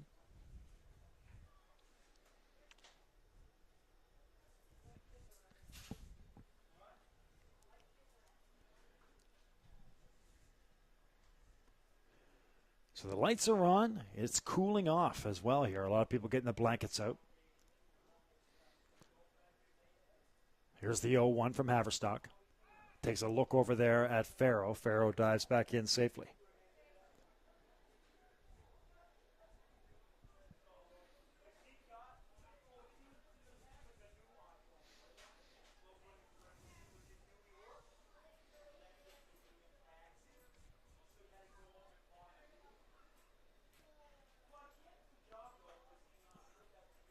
Pitch high. The 1-1 count coming up for McKinnon.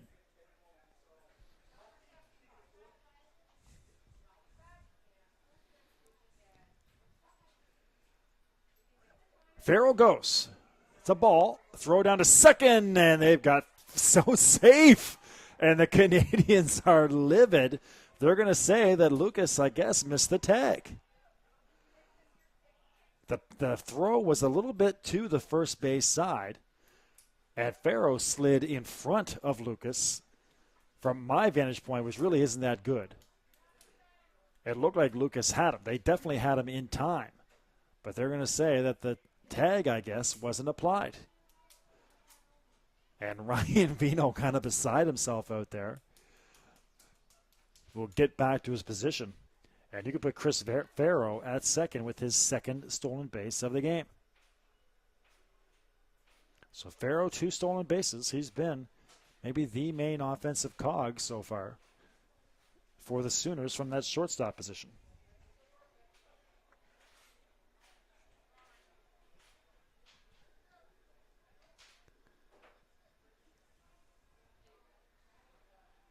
I think we're at 2-2 here on McKinnon.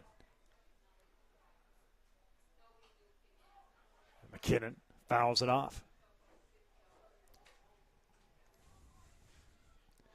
So once again, the Sooners are in business. The count is full, actually, so a full count. And again, the Sooners just haven't quite had that big hit into the gap or the solid double that brings a guy home. Right now, all they need is pretty much a hard hit single to score the speedster Farrell.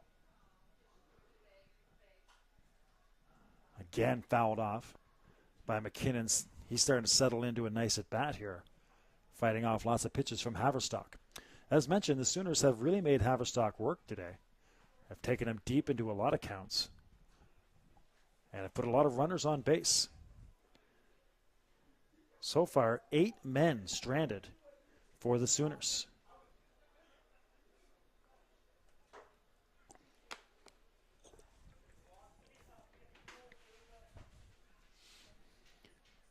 The full count pitch with first base open. Farrell halfway down to third. He'll take the walk. Will McKinnon on the inside pitch. Now batting the first baseman, number 45, Kenny Long. All right, here's Kenny Long. Kenny's had a big day as well. 2 hits. Got picked off first base back in the third. Had an RBI single in the fourth. And then stole a base. So a couple of hits, an RBI, a single for Kenny. Now they're going to get a pitching change here. Haverstock will depart. Of course, Mark Haverstock, the coach of this Canadians team as well. He'll go sit down.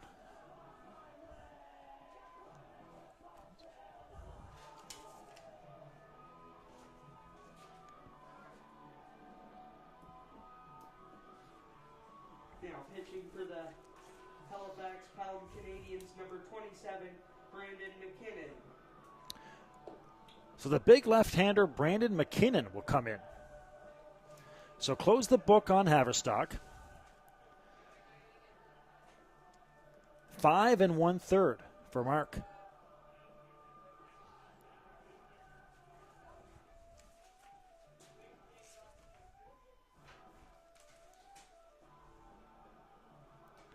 Five and 1/3. Gave up 8 hits. Let's do this real quickly here for you.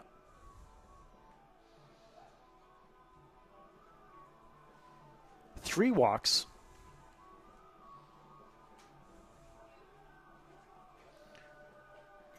Two runs.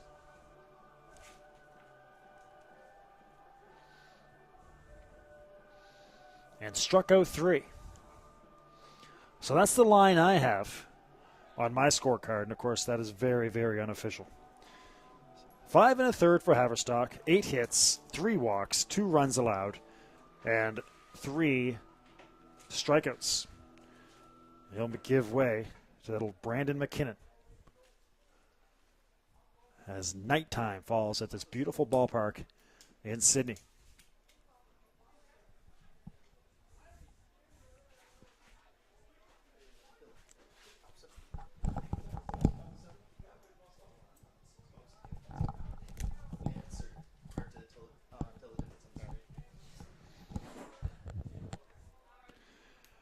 McKinnon, the big, long, lanky left-hander from the stretch with the runners at second and first. High gas inside. So the Canadians are going to mix things up here for the Sooners. They've been looking at Haverstock, the big right-hander. And now they'll get this left-hander right across the middle of the plate.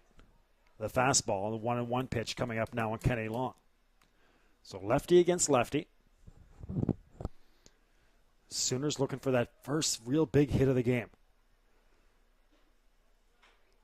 And that's going to be a bouncing ball to Lucas. Tough hop for Adams. Sticks with it, and he'll throw to Peveril for the second out. Now batting the center fielder, number 24, Phil Brown.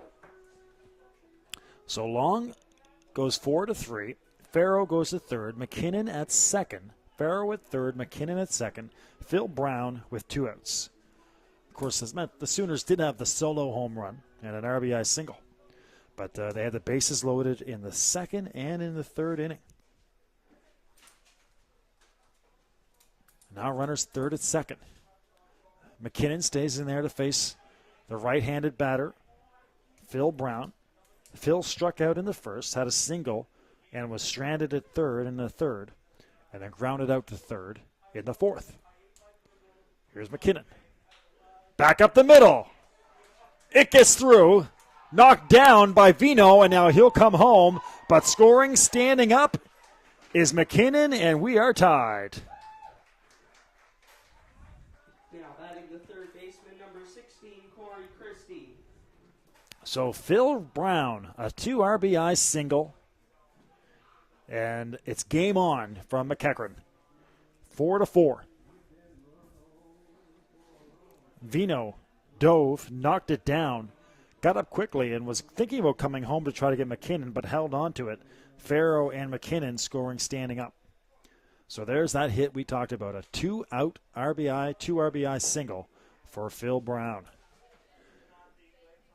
And the Sooners back in business. Brand new ball game. Corey Christie with a runner still at first here in the form of Phil Brown. All right, so great game tonight here in Sydney.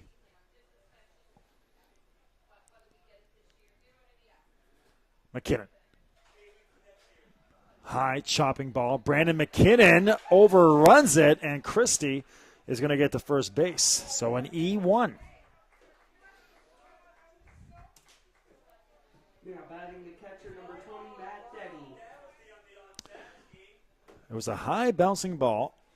Tough bounce for McKinnon, and he couldn't quite get down on it. You can see McKinnon, he's a big guy. He's got long legs, high-waisted, and he couldn't get down to pick up the grounder.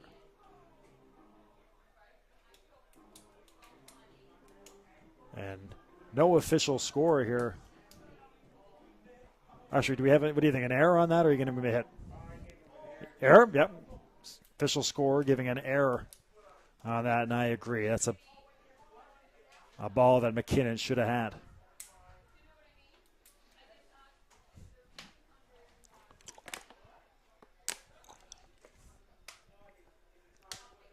So the Sooners still in business.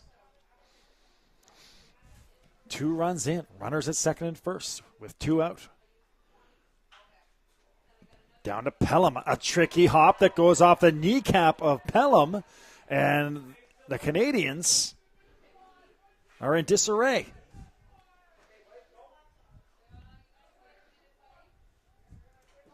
Now batting the second baseman, number 44, Josh Forrest. So Denny, that's an E5. 2 errors in a row. And the bases are loaded once again. This is the third time in the game that the Sooners have had the bases loaded.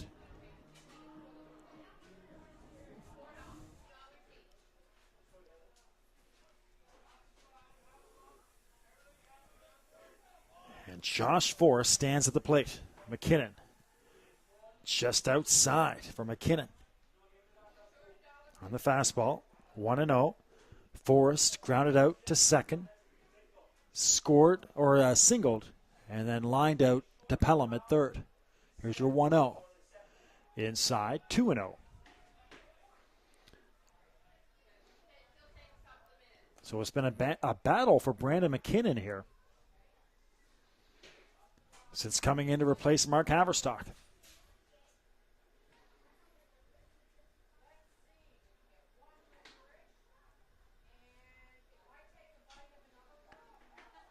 Swinging on the 2-0 pitch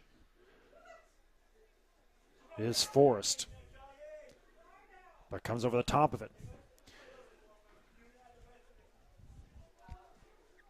The Sooners have sent 7 men to the plate. They have 2 runs accounted for, 3 men on base, 2 outs. Here's the 2-1. McKinnon from the stretch. Inside, that gets past Walsh. They got a short backstop here, but McKinnon can't get there in time. Scoring with the slide is going to be Phil Brown. So a pass ball here.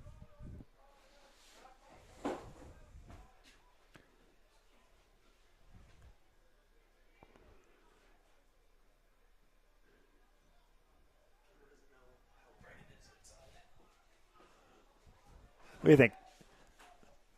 Pass ball or a wild pitch on that? Okay, pass ball is the call. And Lucas, a looping liner, and he will throw the ball to the pitcher's mound in frustration. What an inning that was for the Canadians. A comedy of errors. The Sooners take full advantage, and they have the lead. But they leave 2 men on base.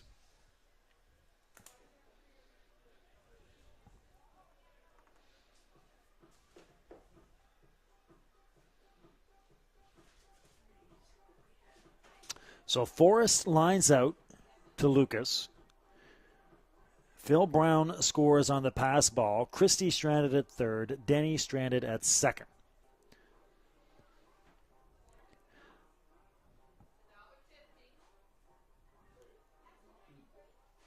Only 1 hit in that inning.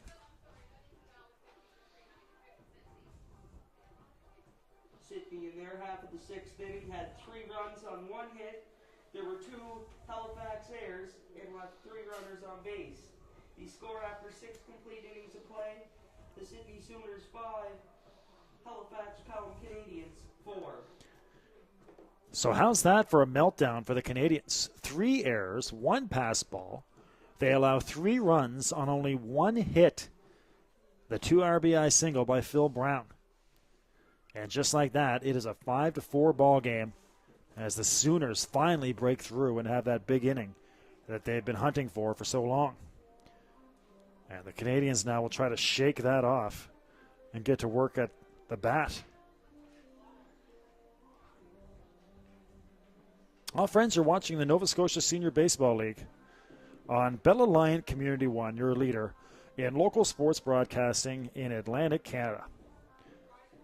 Make sure you're with us tomorrow at 1 o'clock. The Sooners and the Canadians do it again tomorrow at 1.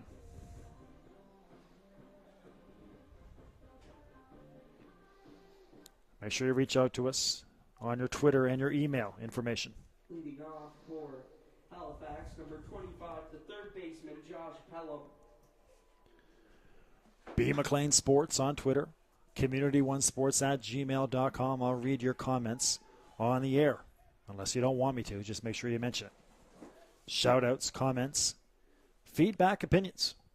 Live and interactive on your leader in sports broadcasting. And, of course, again, for that 1 o'clock game, keep an eye out on the weather. They are calling for rain overnight here in Sydney and into tomorrow.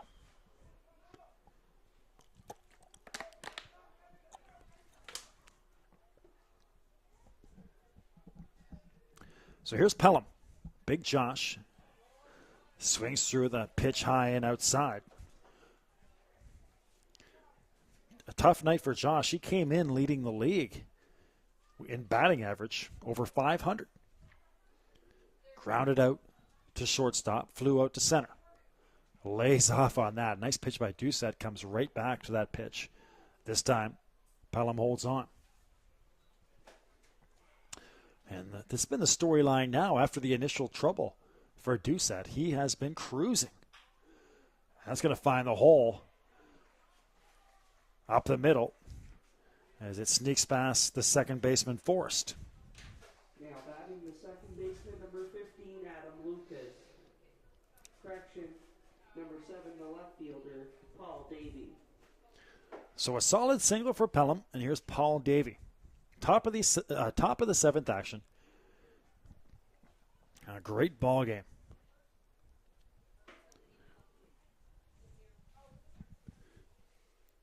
Davey flew out to left field. Struck out back in the 4th.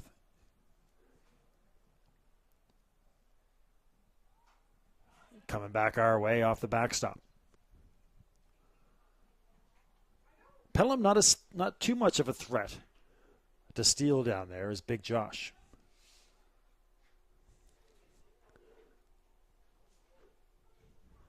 A great night. Lots of people on lawn chairs and taking the game in.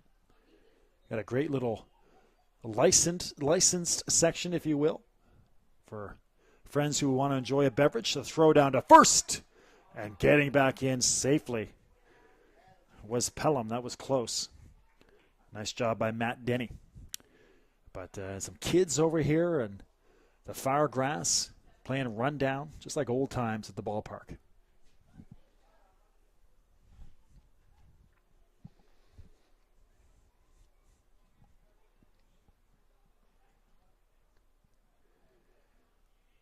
Not much of a lead for Pelham. Swinging through that, striking out, is Paul Davey. So Paul Davey swinging at a high and outside pitch, and he is not happy. And the lack of restraint on that pitch. So sit Paul Davey down with the swinging strikeout. And here's Sean Walsh. Sean struck out twice so far. And that's tipped off at the plate. Walsh swinging in the second inning, looking back in the fourth. That single by Pelham. Only the second time, the second hit for the Canadians in the past 3 innings and a third.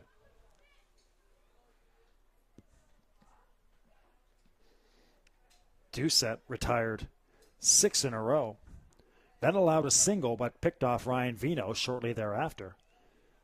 And then last inning, got 3 fly balls to center field. That's in tight on the hands of Walsh. He fouls it off back this way into the parking lot.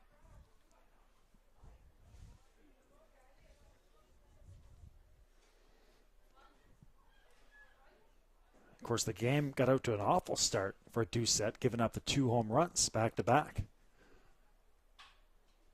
This one goes off of Doucette, sticks with it. He'll throw to first for the easy out. Going into second is Pelham.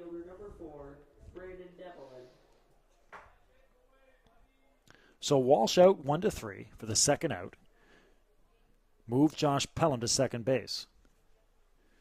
And here's Brandon Devlin. First base is open. Pat Gilbert will follow if Devlin gets on. Brandon had a single, scored a run in the third, and grounded out to third base back in the fourth.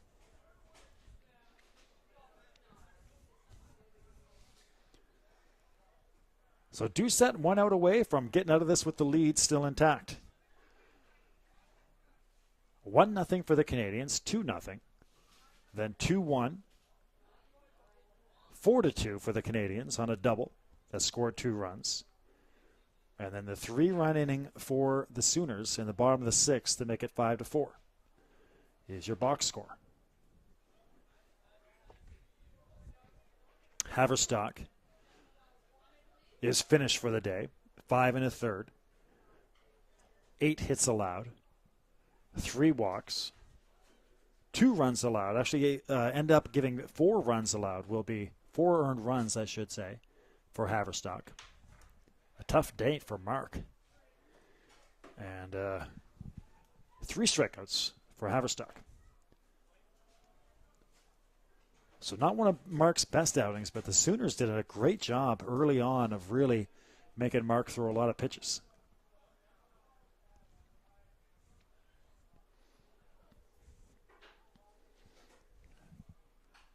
Devlin popped into the third base or first base side and out of play.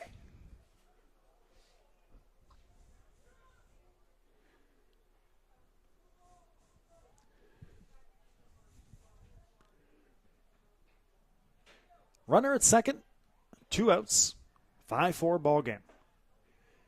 Doucette comes set.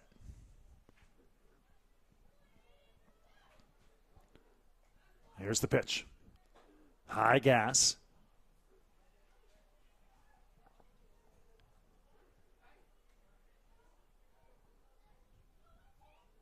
Three and 1 the count coming up for Devlin.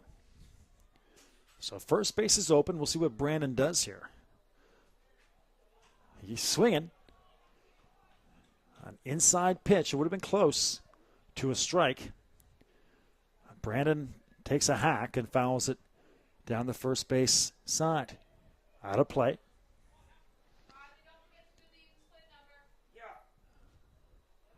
Now your full count pitch.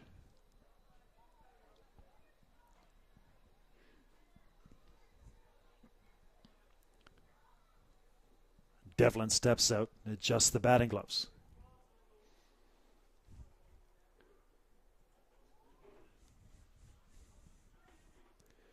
Here's the full count.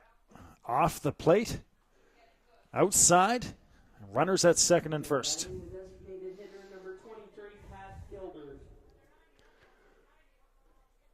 So with first base open, Doucette careful with Brandon Devlin. Here's Pat Gilbert. Gilbert 0 for 3. Grounded out to second to lead off the game. Flew out to center in the third and flew out to left field back in the fifth. Runners at second and first for Pat, the DH. Batting from the left side.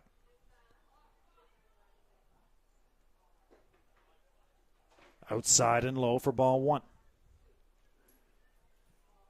Farrow, the speedy little shortstop down there, trying to keep Josh Pelham close to second base. A swinging strike on Gilbert.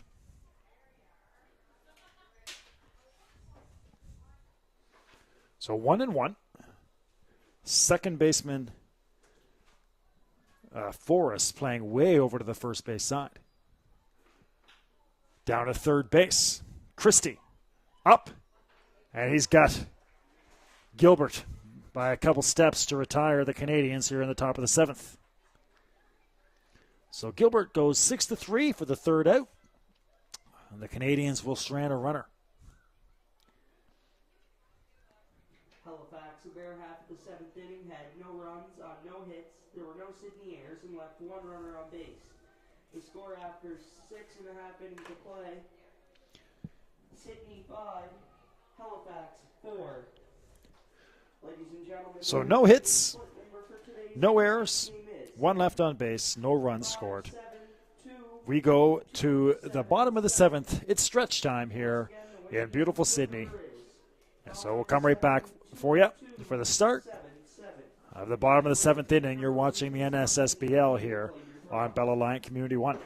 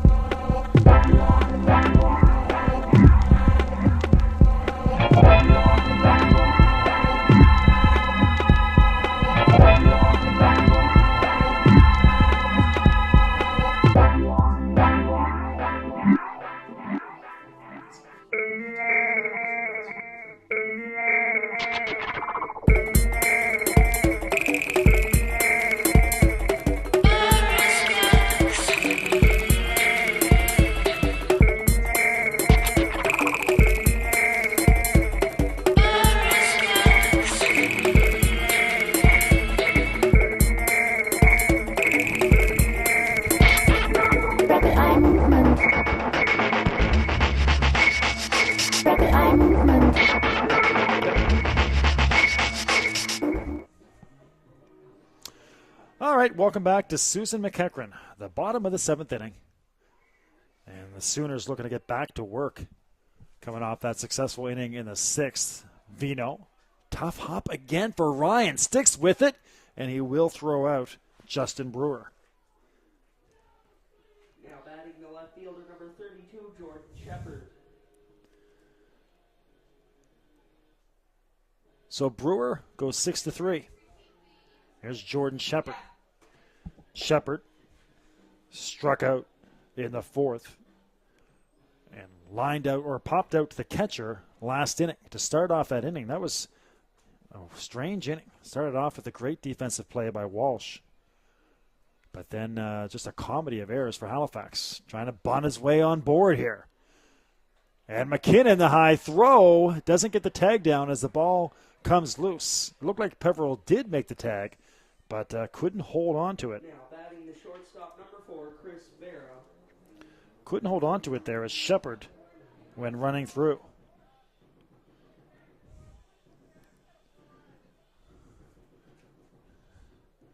So Shepard on board at first.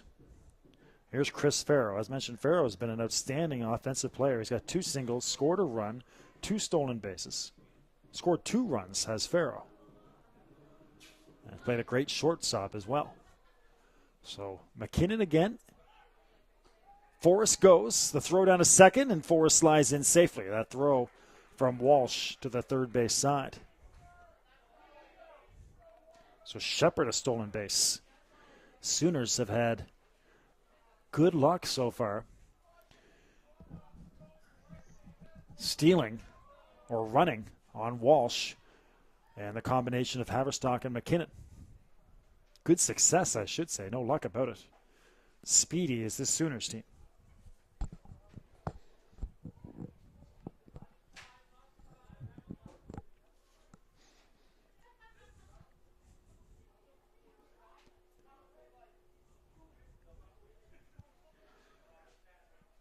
From the stretch comes McKinnon. A little off-speed pitch for a strike. And that's going to do it for Farrow. So Farrow strikes out swinging. Now batting the right fielder, number 14, Jeff McKinnon. Now here's Jeff McKinnon. McKinnon lined out to second, struck out, and then walked and scored in the last inning.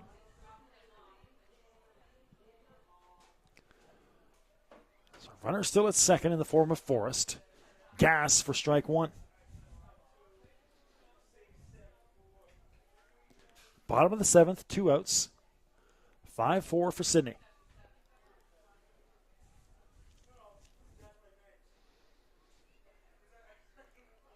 Forrest goes and fouled off to the backstop by McKinnon.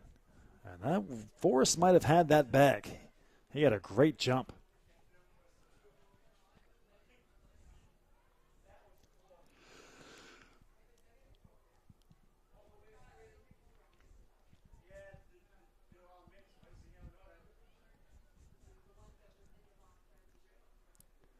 Here's the 0-2. Forrest goes again, and this time they may have him picked off. I think how they do. It looked like he was going to slide back in safely as the throw went to the first base side, but a great job there by McKinnon. And he'll pick off Jordan Shepard at second.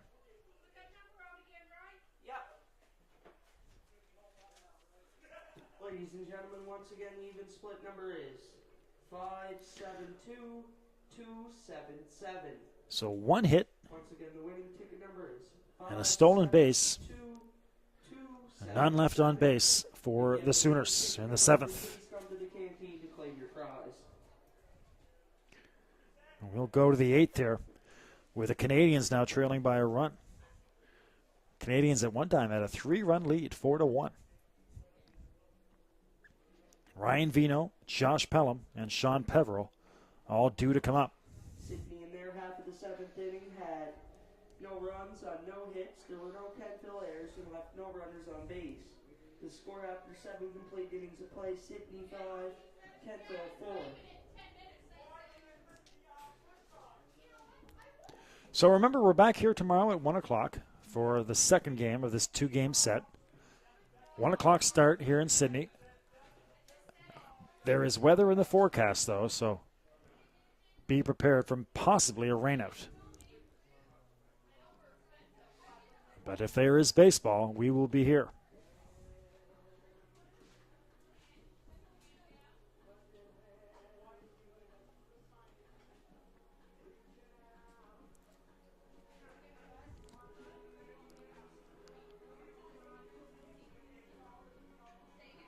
So we go to the 8th inning. Now for Halifax, the shortstop, number 12, Ryan Vino. Here is Ryan Vino. Vino struck out, singled and scored. And then singled but got picked off at first base back in the 5th.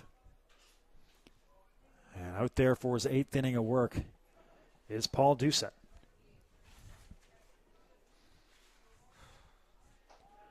First pitch strike for Doucette. Doucette has been dealing here the last 4 or 5 innings.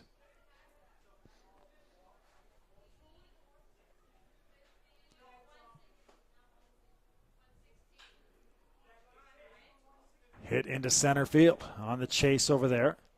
And settling under it is Phil Brown. Now batting the right fielder, number 21, Jake Pelham.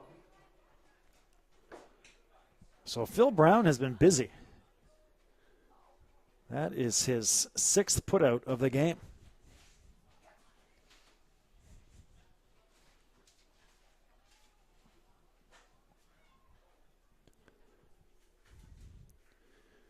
Here's Jake Pelham. Jake had a 2-run double in the 3rd. Flew out to center field in his last at bat. Takes strike 1 here.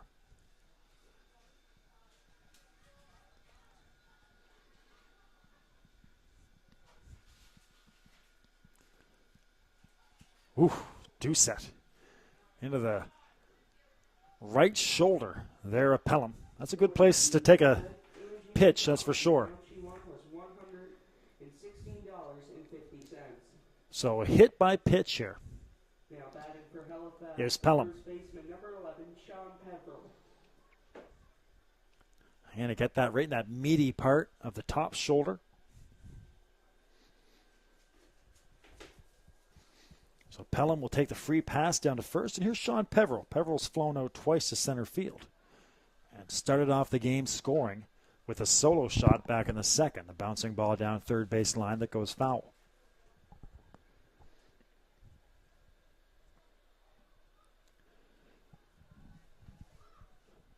Peverill, a line drive home run. And that was quickly followed by Adam Lucas, who drove one out to right field.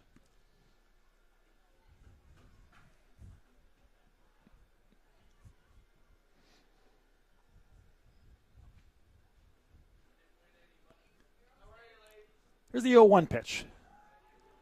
Strike 2 on the low part of the strike zone on the outside corner.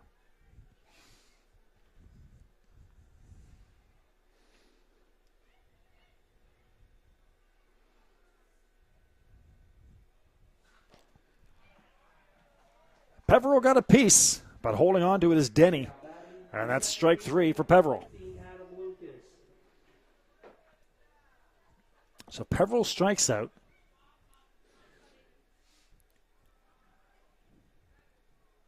That's the 6th strikeout for Doucette. And here's Adam Lucas with 2 outs and a runner at first.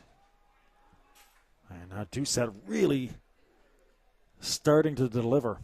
That pitch on the outside corner.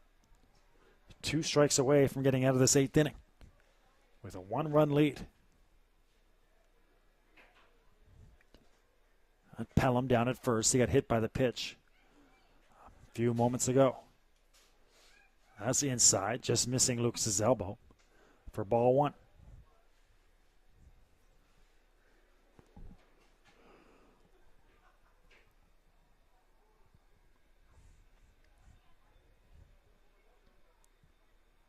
One and one. Lucas high into the air into right field. That should be no problem out there. It drops, actually, and they're going to send Pelham. Pelham safe at home as it gets past the catcher. That ball just dropped. I don't know if maybe McKinnon and Brown didn't see it. Brown came way over from center field. It should have been McKinnon's ball. It was hit high and into short right field. And it dropped in between them. So I'm not sure if McKinnon ever saw it. And it's 5-5 now.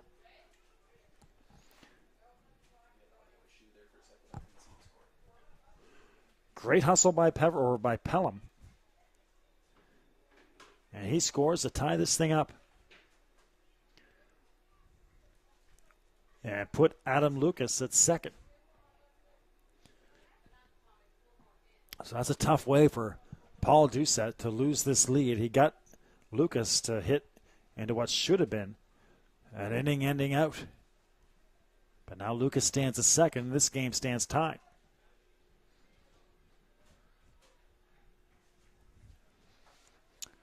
Will we have our first extra inning game of the year?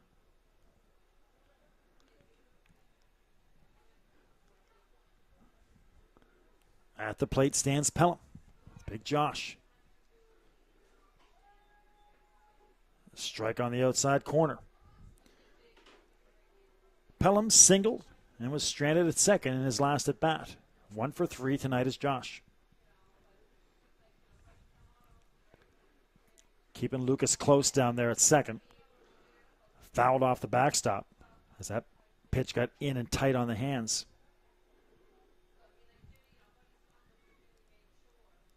Once again, Doucette down to his, or 1 strike away, I should say, from getting out of the inning. So Pelham gets hit by a pitch and then scores on the high fly ball that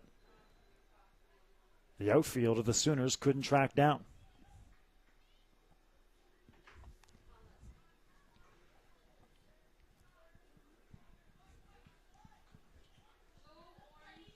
And Doucette and Matt Denny are going to talk things over here. Not comfortable.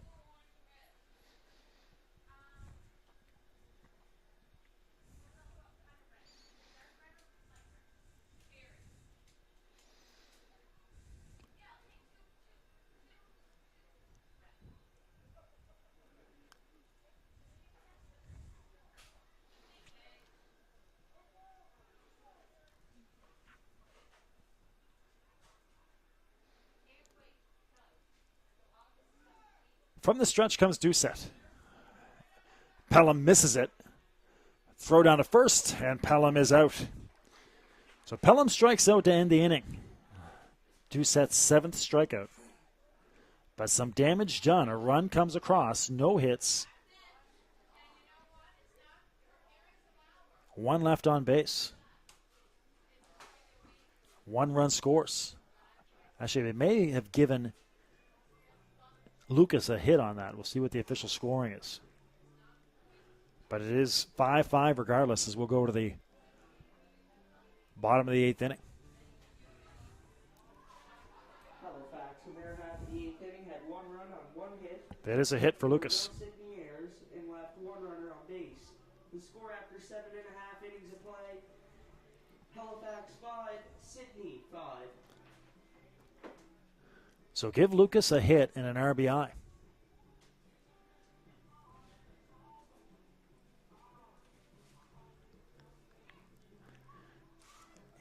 And we'll go to the bottom of the 8th in a 5-5 ball game. This one's had it all. Great pitching, timely hitting, big plays in the field, some miscues in the field, some just flat-out bad innings for both teams. A great crowd, a beautiful night, cooling off here at MacEachern.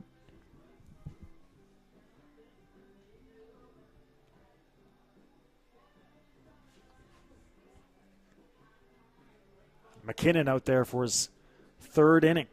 Took over for Haverstock with 1 out in the 6th.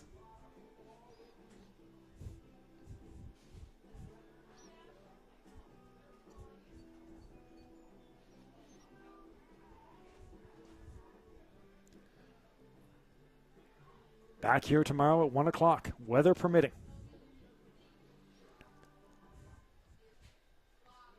Leading off for Sydney, the shortstop. Correction, the right fielder, number 14, Jeff McKinnon. Here's Jeff McKinnon, the right fielder. Jeff struck out in the 4th. Walked and scored a run back in the 6th.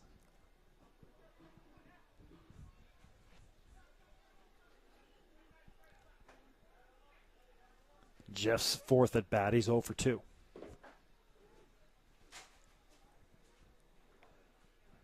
First pitch from McKinnon. A swinging strike. Fastball on the outside of the plate.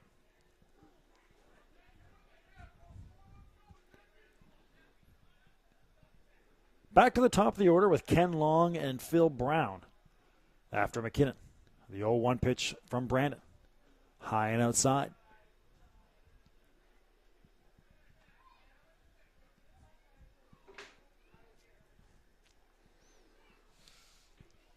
McKinnon came in with a score of 4-2, and that's when the Canadians started to boot the ball around the infield. In the Canadians' defense, a lot of tricky hops there as well. But one play involving Lucas, Haverstock, and Peveril was just kind of puzzling that led to a base runner, and then 2 or 3 missed grounders.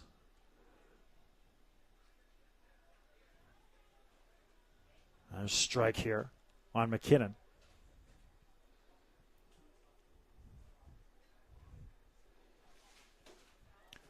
As night has fallen in Sydney, about 9:30 local time.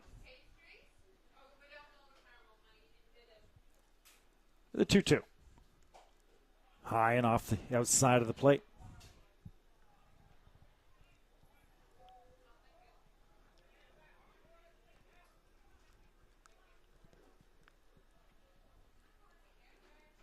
McKinnon from the windup. Gas on the outside. Blows one past McKinnon. Now batting the first baseman, number 45, Kenny Long. That's McKinnon's second strikeout. Here's Ken Long. His 5th at bat. Been a busy night for the leadoff hitter. The big hit, an RBI back in the 4th.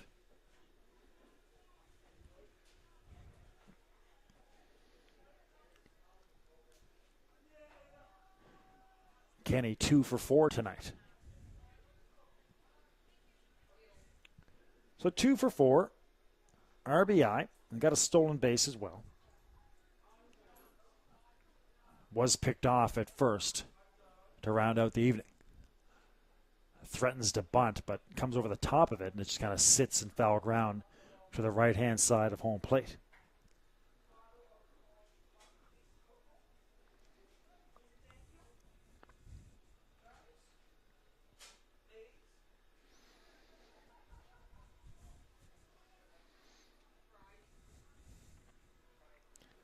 Here's McKinnon again. Down to Pelham. Pelham again. This time does pick it up, but Long's the speedster. And they get him at first by a hair. Pelham didn't field it cleanly, but makes a strong throw. The center fielder, number 24, Phil Brown. So 6-3. Oh, it's Kenny Long. He's 2 for 5. Good job by Pelham to get a strong throw off. 2 outs in the bottom of the 8th, tied ball game. Here's Phil Brown. Phil's been busy in center field with a lot of balls hit his way. He's got himself 2 singles as well, and of course he's got the big hit for the Canadians, or for the Sooners, sorry. The 2 RBI single in the 6th.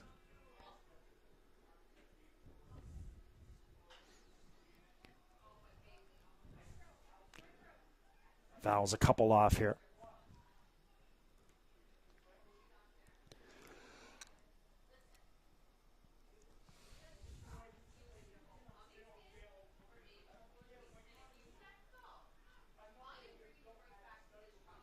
Long and lanky McKinnon, as mentioned. That 3-quarter delivery.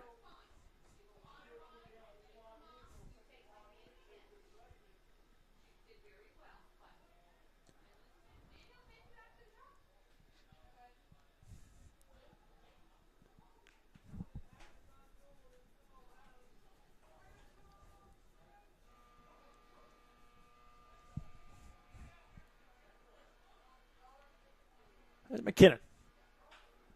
Down to second base. Lucas ranges to the first base side. Another tricky hop. No problem. Sticks with it. 3 up, 3 down for the Sooners here in the bottom of the 8th. So no hits, none left on base, no errors. Sydney in their half of the 8th inning had no runs on no hits. There were no Halifax errors and left no runners on base. The score after 8 complete innings of play, Halifax 5, Sydney 5.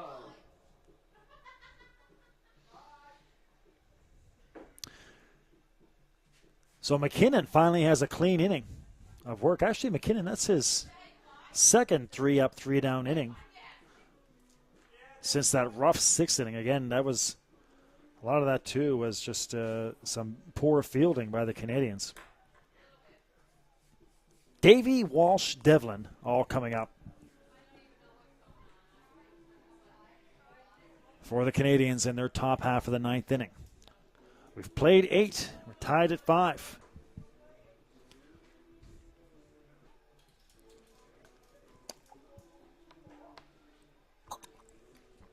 And it looks like Paul Doucette is going to go out there for the ninth inning.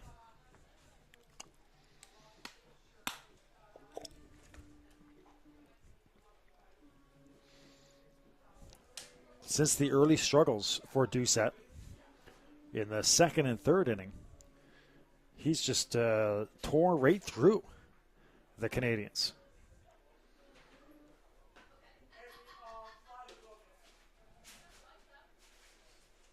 The only mistake hitting Jake Pelham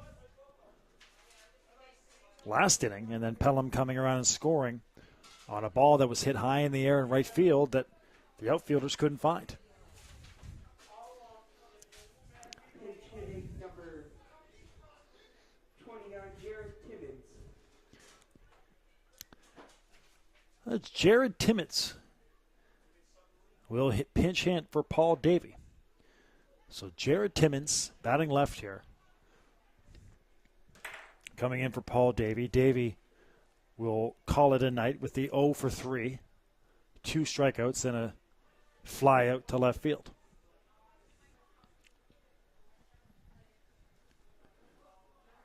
Timmons, the big left-handed batter. Popped high into the air, and that might come down and hit us right here on the press box. Just missing us, I think.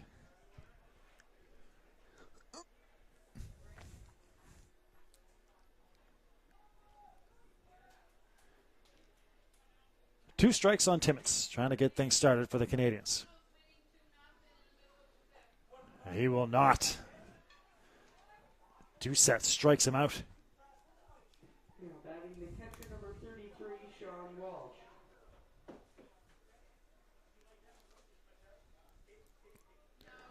So Timmons strikes out. That's the 8th strikeout for Doucette.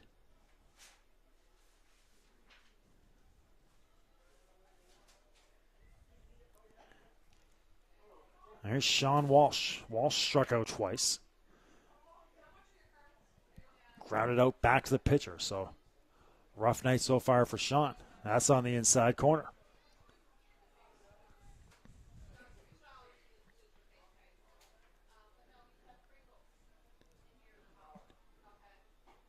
That's on the outside corner. Doucette dealing.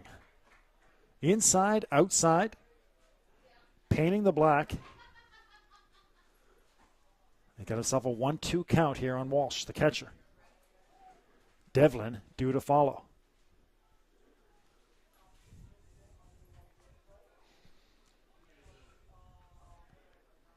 Here comes your 1-2. Walsh fights it off. Foul. Into the third base bleachers.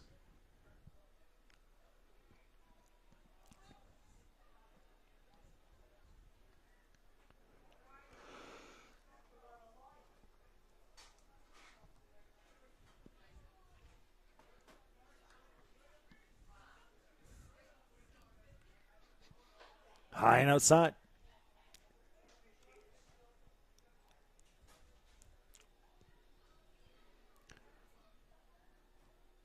Walsh battles back to even the count. Strike 3 called on the outside. A gorgeous pitch by Doucette. Now batting the right fielder, number 4, Brandon Devlin.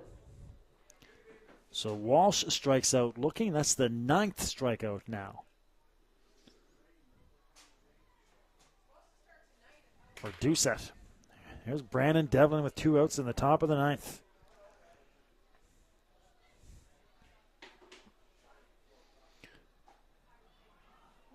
Swinging and missing on strike 1.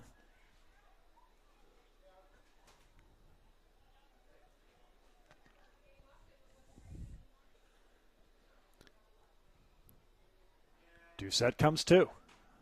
Off the plate and outside.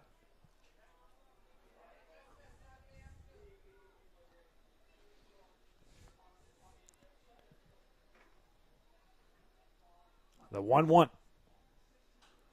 Foul back our way over the backstop. And Doucette one pitch away from striking out the side.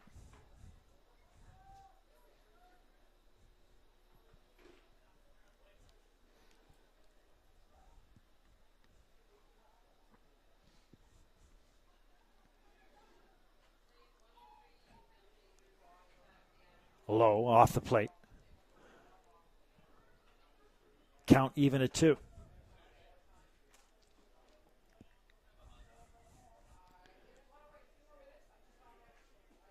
Devlin singled, walked, scored a run.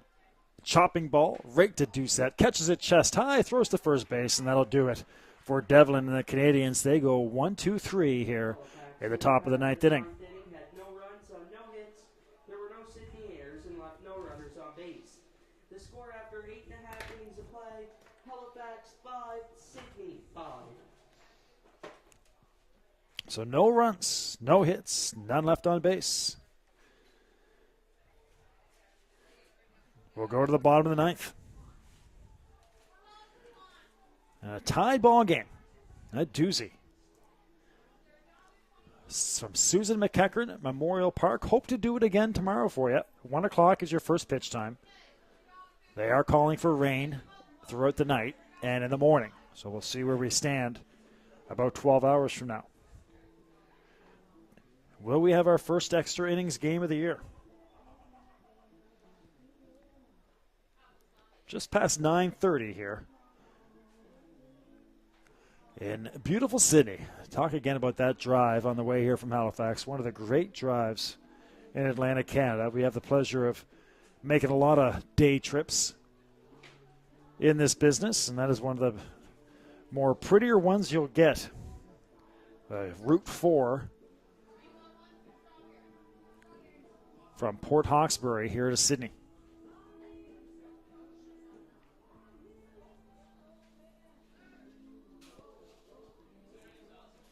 Brandon McKinnon out there, the left-hander, for another inning. McKinnon came in with 1 out in the 6th, and that was maybe the biggest inning of the game. Leading off for Sydney, the third baseman, number 16, Corey Christie. The 3 runs.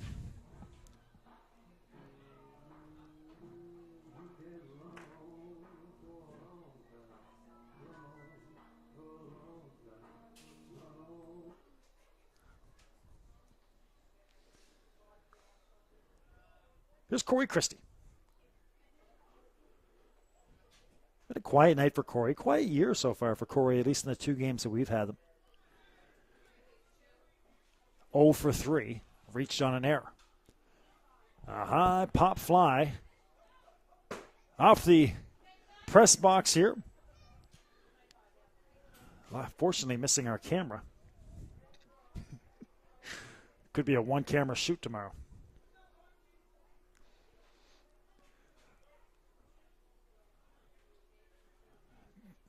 Here comes the big left-hander for the 0-1 to Christie. Christie's going to slice that into left field. Nicely placed. Thinking about 2, but he'll hold up with a stand-up, or with a single, I should say. Obviously standing up. Now batting the catcher, number 20, Matt Denny. So the single for Christie has his first hit of the game. And Sooners in business in the bottom of the 9th. Matt Denny. Denny, 2 walks, scored a run. Or hit a home run, I should say. The solo shot back in the 2nd inning for Matt Denny. And then 2 walks, reached on an error. So Matt's been on base, or at least rounded the base, touched the base in every at-bat so far tonight. A busy night for the big catcher.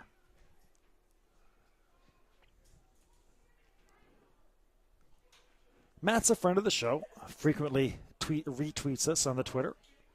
Hey, make sure you reach out to us on Twitter. I'll read your comments on the air. Feedback, shout-outs, let us know where you're watching from.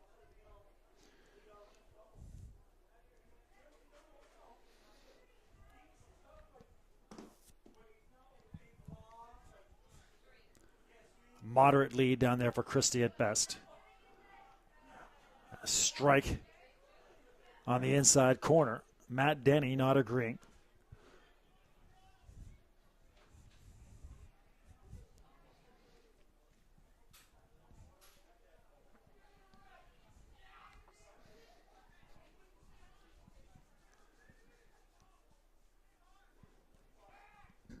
We'll toss over by McKinnon, keeping an eye on Christie.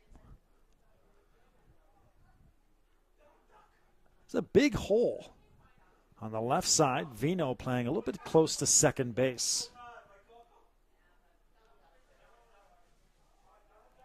Outfield shaded slightly to right field. Actually, check that left field. I thought I saw center fielder Devlin off to right, but about 10 feet towards left is the center fielder. And playing deep as well.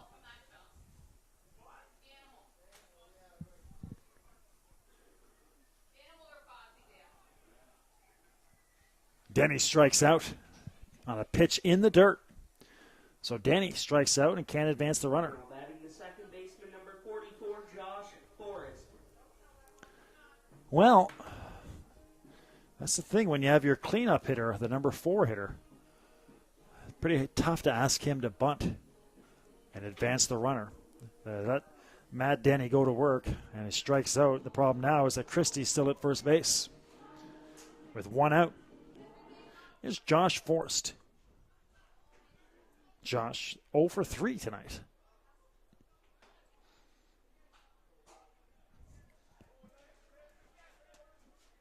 Actually, check that. Josh 1 for 4, had a single back in the third.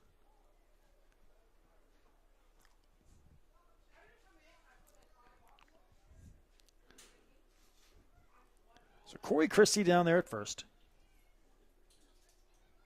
A 5-5 game with 1 out in the bottom of the 9th. Sooners are looking for a hero. 2-4 are the Sooners this year, and the Canadians 4-2.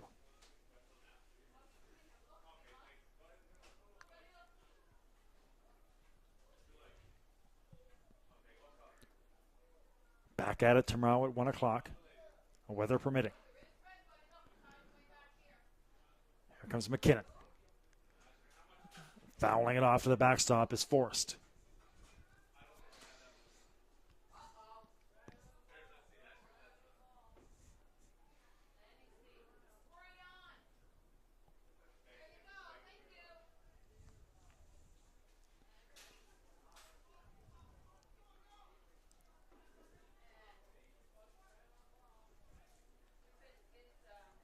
Justin Brewer will follow. High and outside. Count even at 2.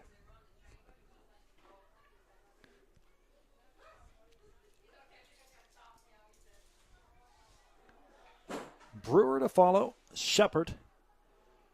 Should they reach? And taking a little bit off of that and swinging over the top is Forrest.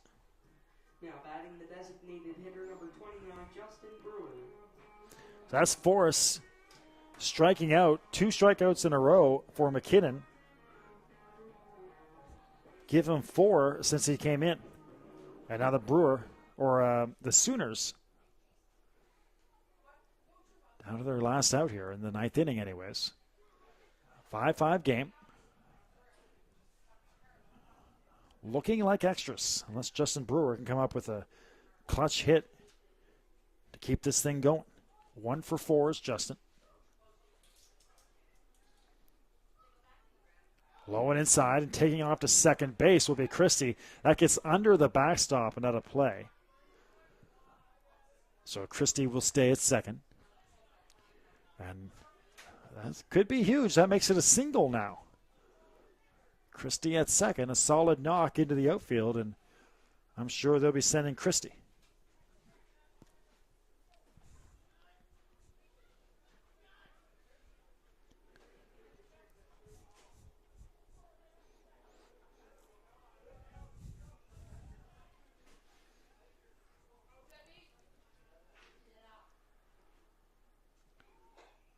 high and outside.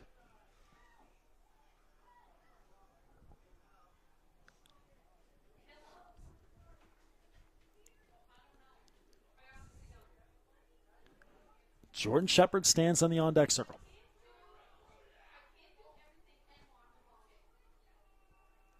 Moderate lead at second for Christie. Fouled over the backstop.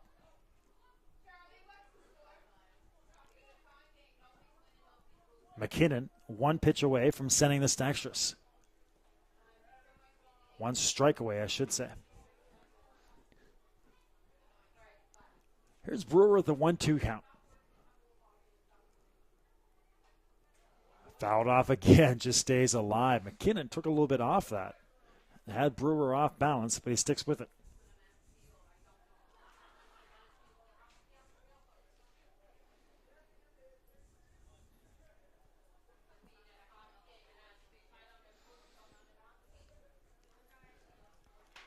The 1-2 from the stretch.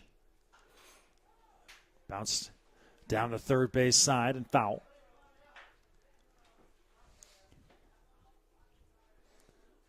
Brewer doing a good job of fouling off some tough pitches.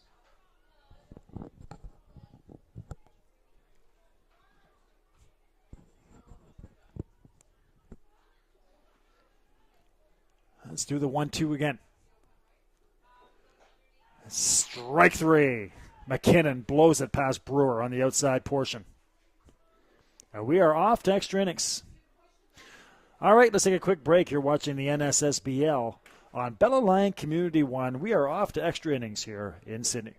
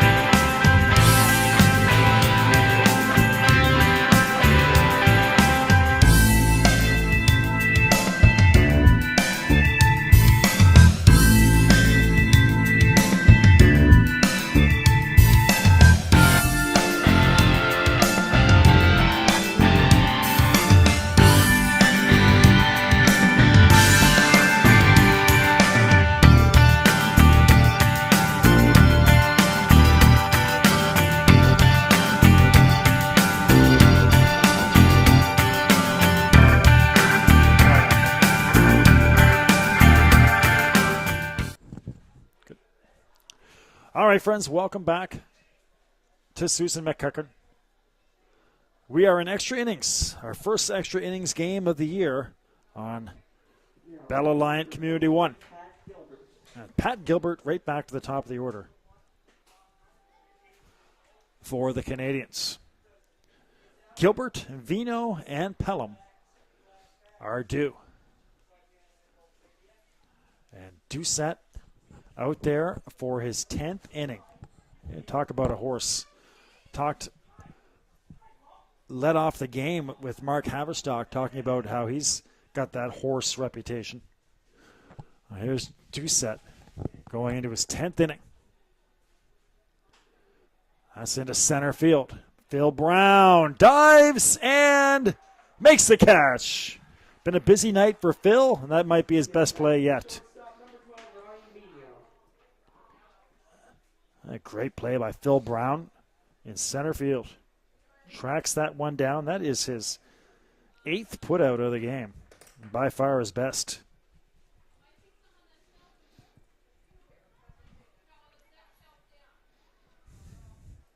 Here's Ryan Vino. High over the head of Vino.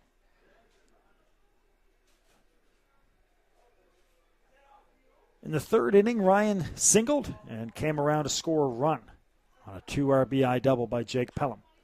That's hit into right field, and this time getting under it is McKinnon. Now batting the right fielder, number 21, Jake Pelham. So flyouts to center and right, 2 outs quickly. Here's Jake Pelham. Big hit for Jake again was that 2 RBI double back in the third. And, of course, it was the last inning that Jake got hit by a pitch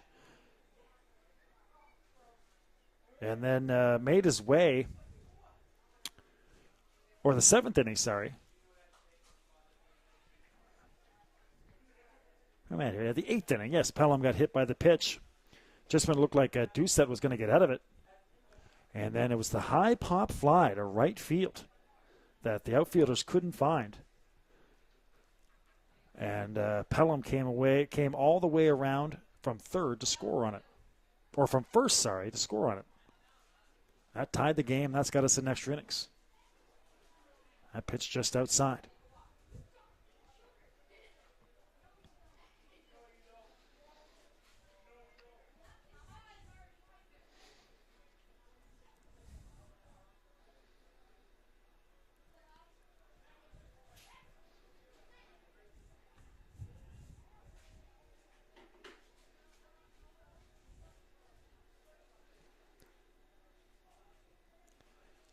Doucette with 1 or 2 outs. A high pitch. 2-1 the count.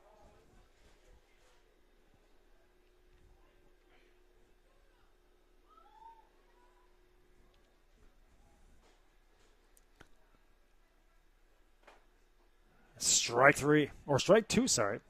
2-1 was the count, so count even at 2. Doucette's gone 9 2/3. Again, if you're just joining us, got roughed up early on in the 2nd and 3rd inning. But since then, he has been on cruise control. Just getting enough of that was Jake Pelham.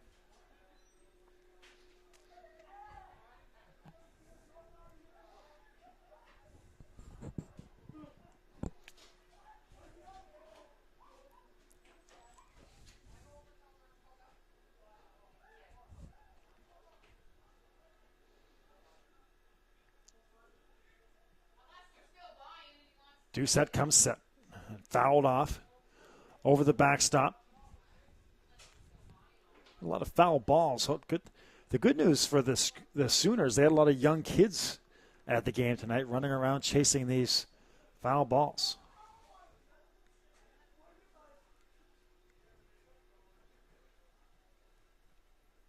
The 2-2.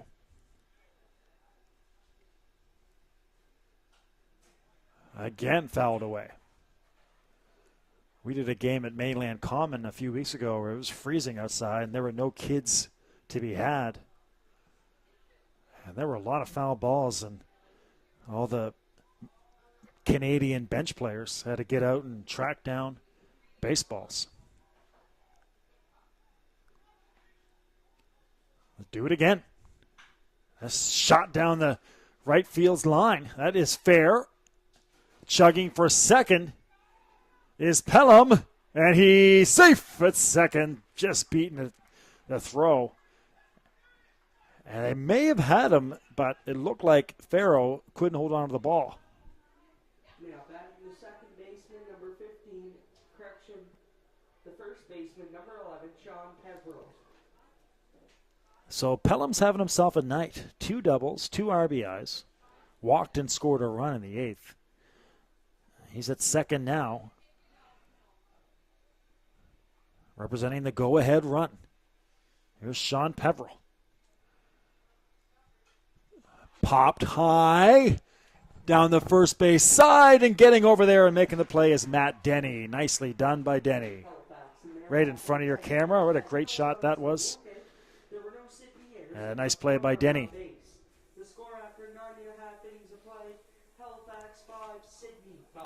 So the Canadians send 4 to the plate, and they get the double by Pelham, but they leave him on. And we'll go to the bottom of the 10th inning.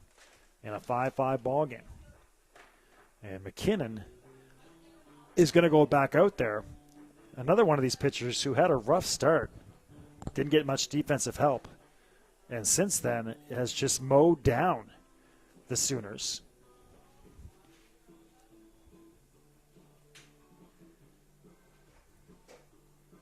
He's retired his last 7, and he's faced the minimum over the past 3. Back in the 7th, he picked off Chris Farrow or Jordan Shepard at second base after Shepard got on. So McKinnon's starting to roll with 7 straight retired. Last inning, he struck out the side.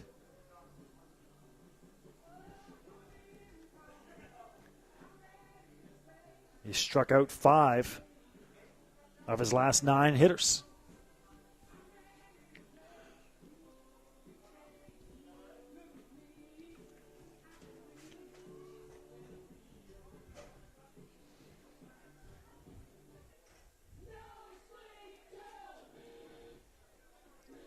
Leading off for Sydney, number 32, Jordan Shepard. Here's Jordan Shepard.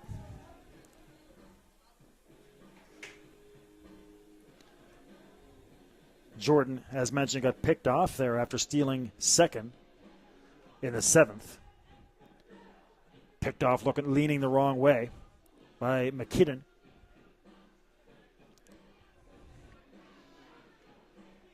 Popped out to the catcher in the 6th, struck out in the 4th. And takes this pitch on the outside corner for strike 1.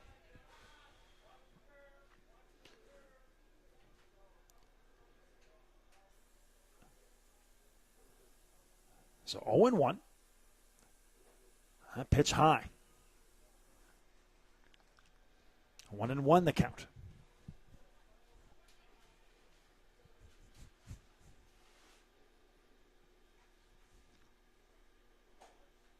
It's just off the outside portion.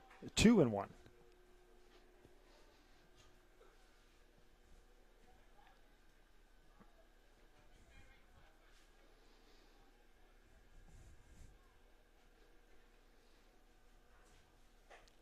High and outside. A hitter's count coming up here for Jordan Shepard. This is the bottom of the order for the Sooners. 7, 8, 9 hitters.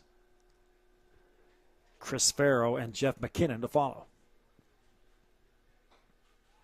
On the outside corner, swinging through it, is Shepard.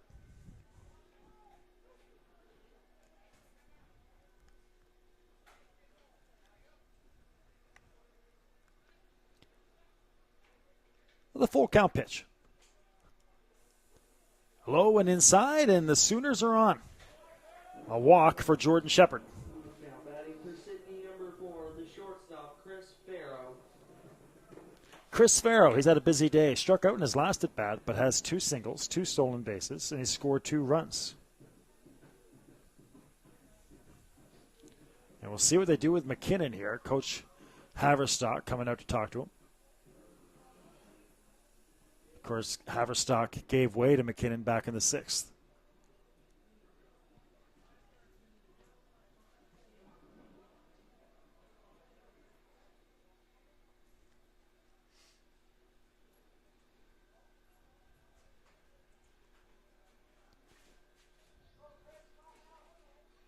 Well, we're looking at a quick turnaround time now for tomorrow. Right back on the air at 1 o'clock tomorrow for your second game of this 2-game set, weather permitting. A decent lead down there for Forrest. And McKinnon will throw over to keep him close.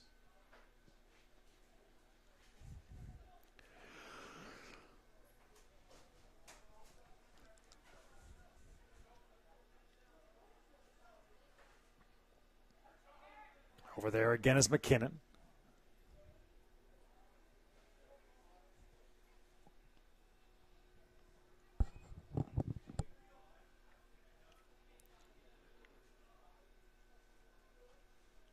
Foul to the backstop.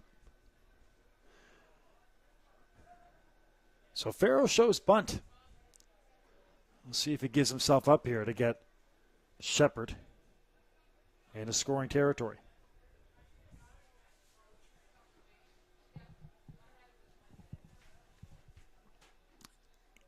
Playing in at third base is Pelham.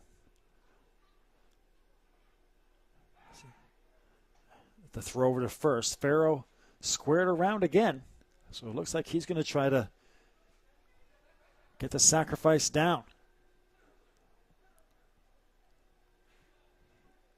Josh Pelham thinks so. He's playing way in at third. And a tough pitch to bunt. And now 2 strikes on Farrow. So we'll see if this changes his approach. That pitch got way in on his hands. He still tried to put it down, but no luck.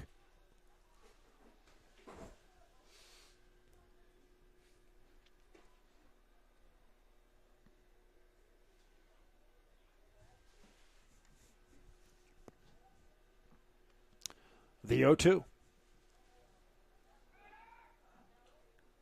I'll throw over to first again.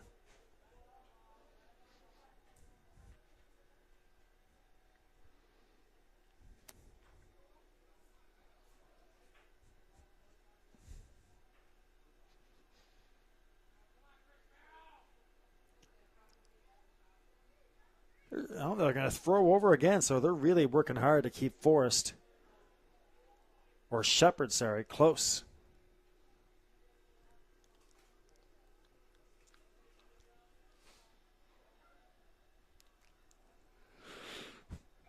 Again, McKinnon throws over. Some fans voicing their displeasure. Here's the 0-2. Again, McKinnon throws over. And now the fans really giving it to him.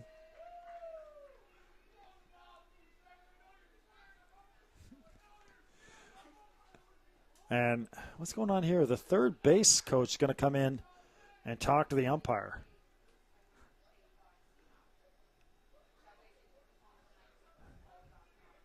I'm not sure if it's something about McKinnon's move. They think it's close to being a balk.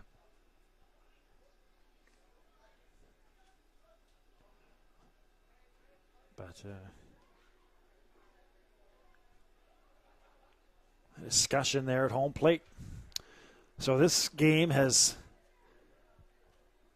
reached a standstill with the throwing over.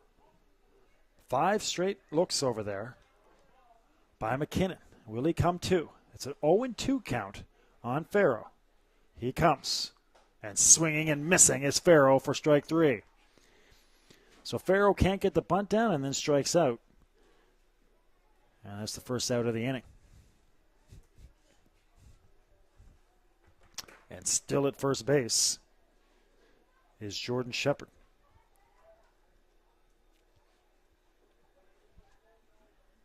So here's Jeff McKinnon. Batting number 14, Jeff McKinnon. Been a tough night for Jeff. He struck out twice.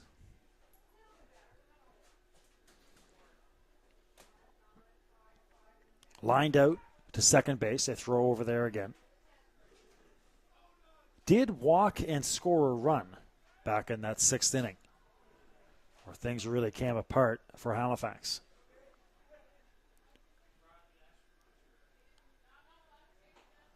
Just off the outside of the plate for ball 1.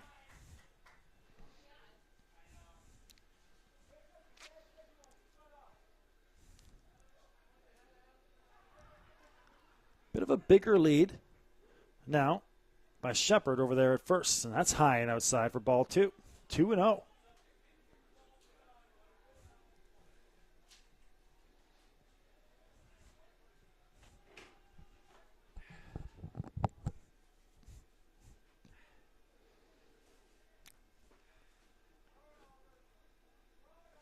The 2-0 pitch. Low and inside, ball 3. So a 3-0 pitch coming up here against McKinnon. Down there at first is Shepard. McKinnon hasn't thrown over in a while. Just on the outside portion in the upper part of the strike zone. So we'll see what approach McKinnon takes here.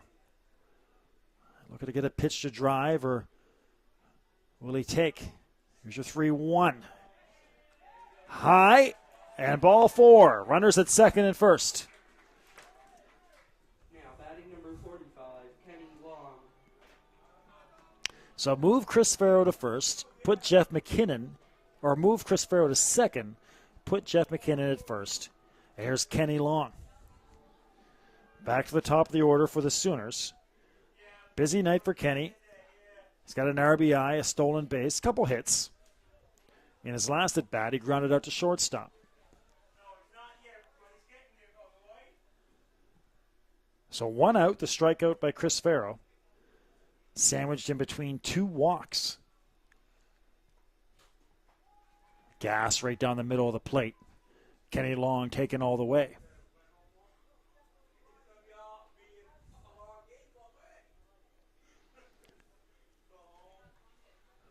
There's headlights out there in center field, so we're going to wait till that car either leaves or they get those headlights off, obviously shining right in the face here of Kenny Long.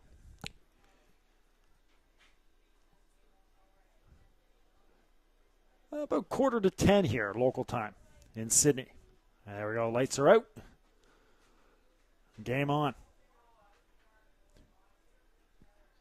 Kenny struck out in the first inning. Got picked off at third in the third inning. Fakes the bunt. Runners are going. The throw down to third and safe at third base. And moving up to second as well is McKinnon. So McKinnon at second base. Shepard now at third with the stolen base. And with 1 out, the Sooners are in business. A 5-5 game. 1-1's a count. The ball to Kenny. And what approach do the Canadians take here? First base is open. Do they put Kenny at first base to set up the force play?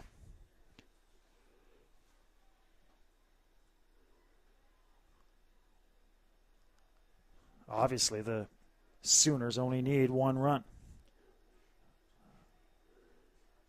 Phil Brown to follow. Corey Christie is in the hole. Should it go that far? They're going to walk Long.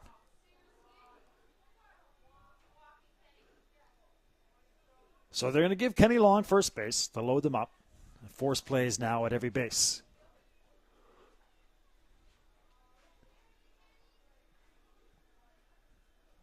Coming up will be Phil Brown with the bases loaded and 1 out.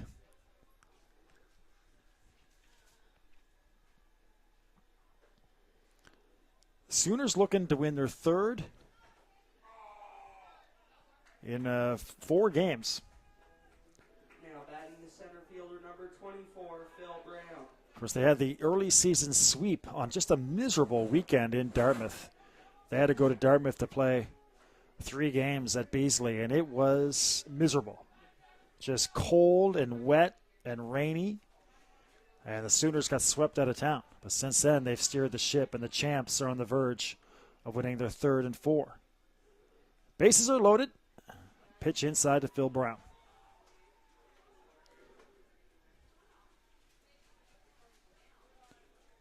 Takes ball 1. McKinnon from the stretch. Ball 2. Patience here by Phil Brown.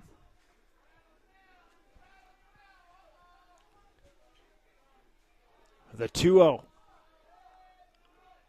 In the dirt, ball 3. Well, McKinnon has backed himself up against the wall now. Bases are loaded in the 10th inning. Here comes your 3-0 pitch. That's a strike. He comes to. What does Phil Brown do here? Does he make McKinnon throw 1 more? The 3-1. And McKinnon answers the bell. He's got it to a full count. So now Brown steps in, ready to swing the bat.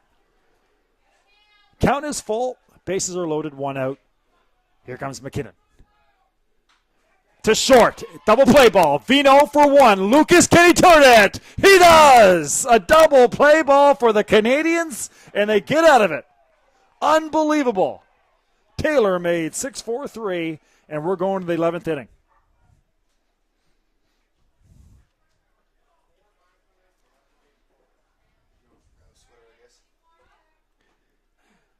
So Brown, 6-4-3. And we're off to the 11th in this classic here on a Friday night in beautiful Sydney.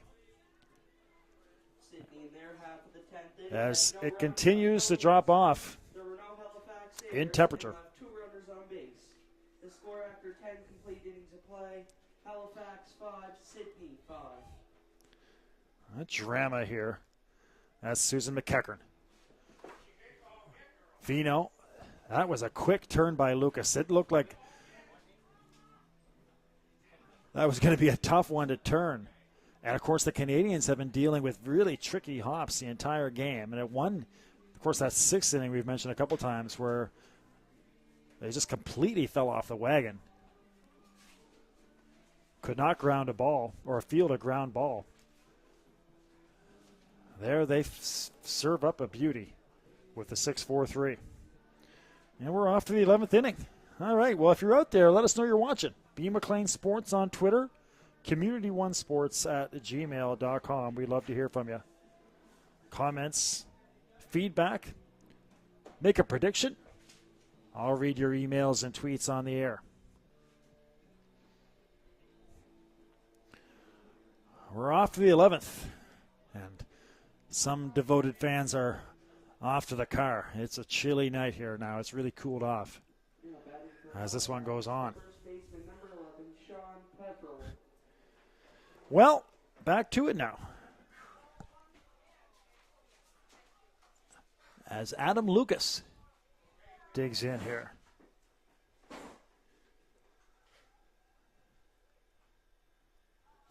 Correction number 15, Adam Lucas.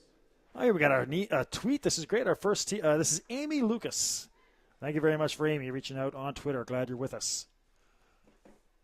Adam at the plate after just turning that double play. What a turn that was.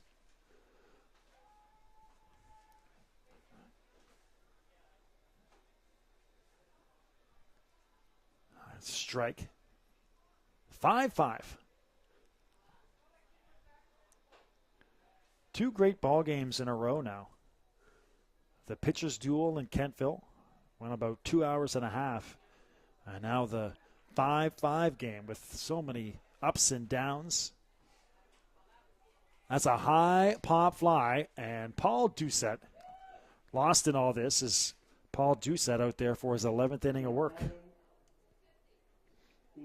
The third baseman, number 25, Josh Pelham. So here's Josh. Adam Lucas flies out to the pitcher. Pops out to the pitcher.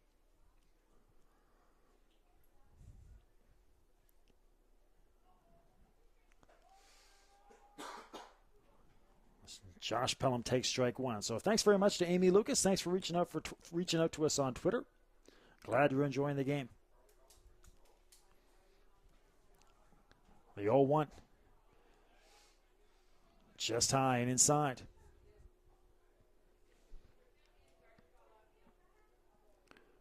Going on over 3 hours of game time now. 10-12. We are a 7 o'clock start.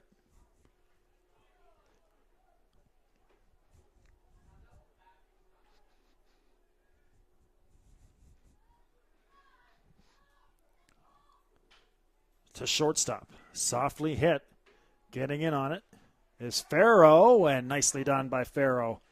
He'll throw out the hustling Pelham. Now batting number 7, correction.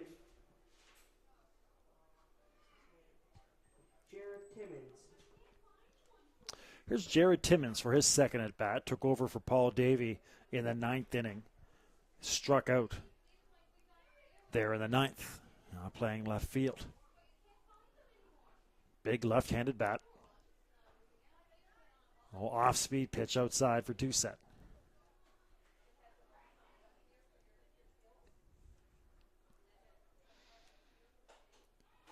Mighty swing, but missing is Timmins.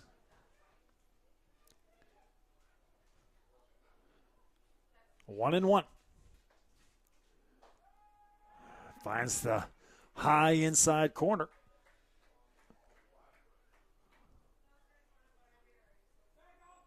One and two. Here comes Doucette. Beautiful pitch on the outside. And that'll do it for the Canadians in the 11th.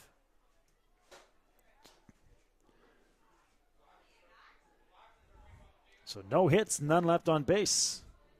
Halifax in their half of the 11th inning had no runs on no hits. There were no Sydney errors and left no runners on base. The score after 10 and a half innings of play, Halifax 5, Sydney 5.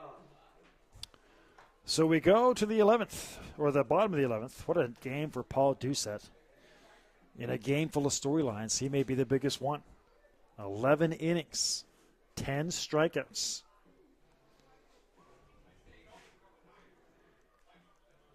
He's got the 5 earned runs.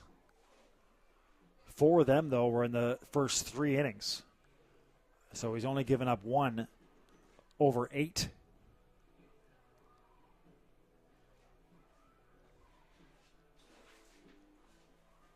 The Sooners coming up. What a chance that was. The Sooners, way back, if you remember, about 2.5 hours ago, the Sooners had the bases loaded twice in the second and third. Couldn't cash a runner. And there they are again. They had the bases loaded with 1 out.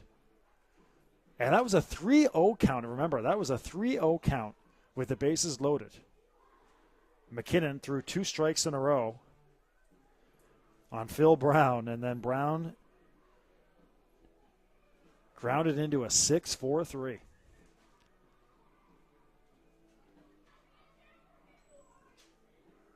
The circuit has been going on for about 4 weeks now, and I'm pretty sure this would probably be the best game of the season so far. This has been a doozy.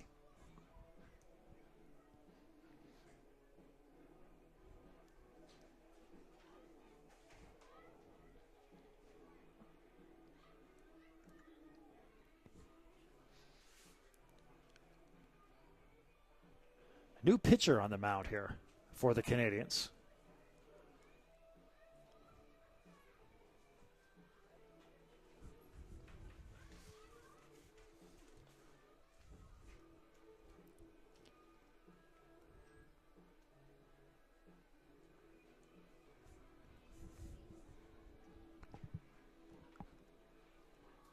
Corey Christie will get us started. Leading off for Sydney, the third baseman, number 16, Corey Christie.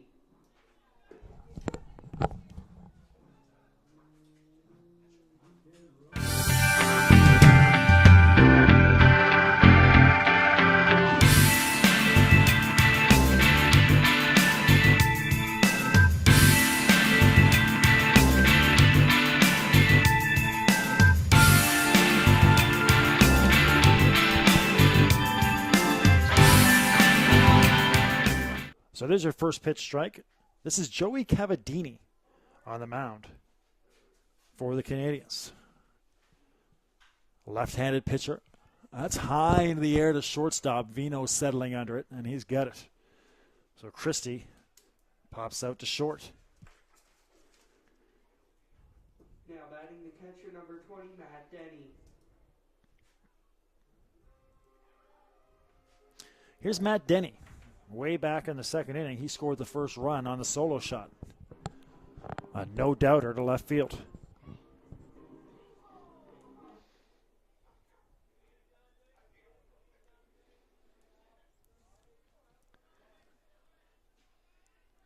Cavadini just misses on the outside.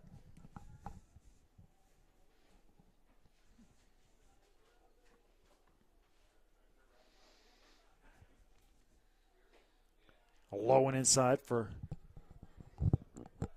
ball 2. So a nice hitter's count here for Matt Denny. See if he looks for a pitch to drive.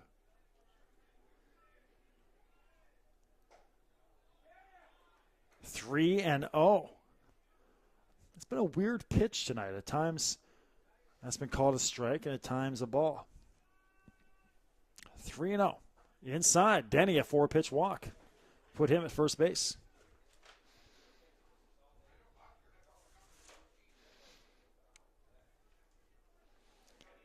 Josh Forrest. Now batting number 44, Josh Forrest. A 1-for-5 night for Josh. He did single. Struck out his last at bat in the 9th. So 1 out. Bottom of the 11th. Matt Denny at first base. Here's Josh Forrest. High and outside.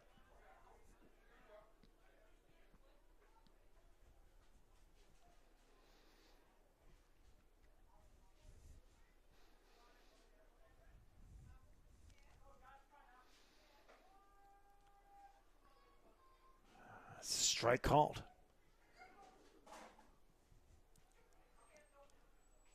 1-1.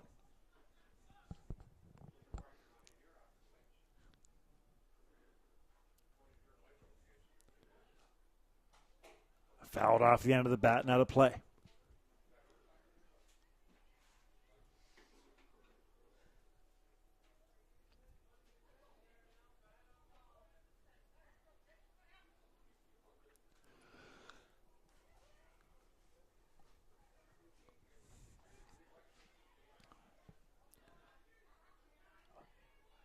Denny, a moderate lead down there at first base. Here comes your 1-2. Denny goes. Curveball and fouled away by Forrest. That was a beauty pitch. And Forrest did well just to get a piece. Got it in on the hands there.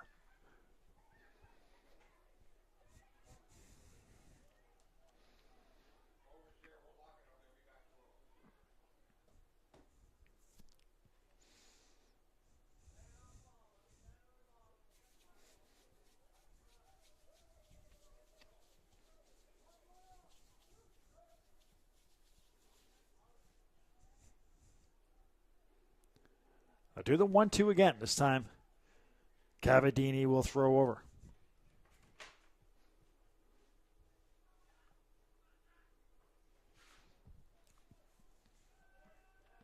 So Haverstock goes 5 1/3.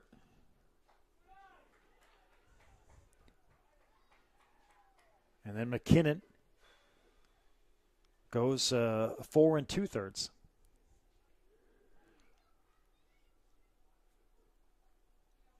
Now here's Cavadini. 2-2. I'll throw over.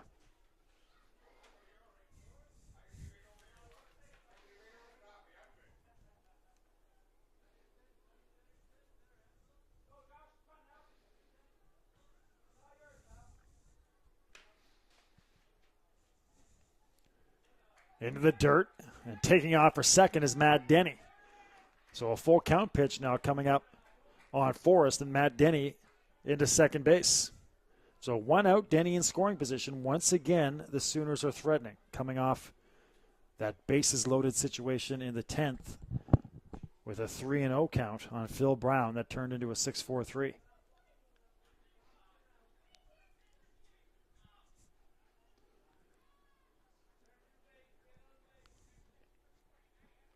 This has been a storyline for the Sooners. Strike 3 on the outside corner. Forrest does not agree. Now batting number 29, Justin Brewer. So that's the first strikeout for Cavadini. Josh Forrest, that was on the outside portion and in the low corner for a called third strike. And here's Justin Brewer. Brewer struck out back in the 9th. 1 for 5 so far is Justin. Fouls that one back.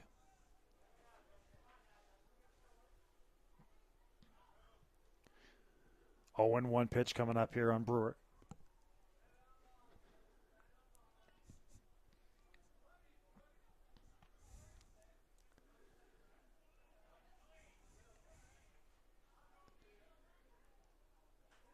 behind Justin Brewer. So that one gets away from Cavadini and somehow misses Justin.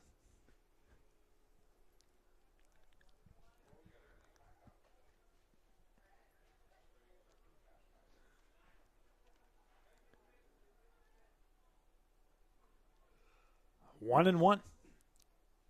Denny down there at second with 2 outs. A single wins this game. High and outside, 2-1. Should Brewer reach without Denny scoring, Jordan Shepard would be next. High into the air, Lucas and Vino are there. And Vino takes it, and that'll do it in the 11th.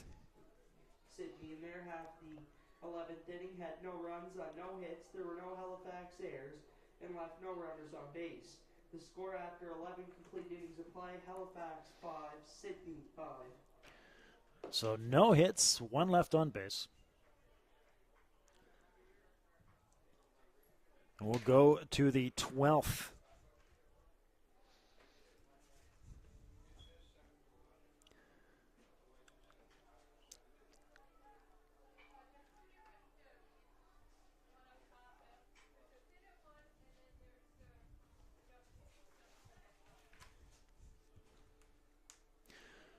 Sean Walsh due up. Brandon Devlin and Pat Gilbert. Should anybody reach Ryan Vino? Would be the next batter.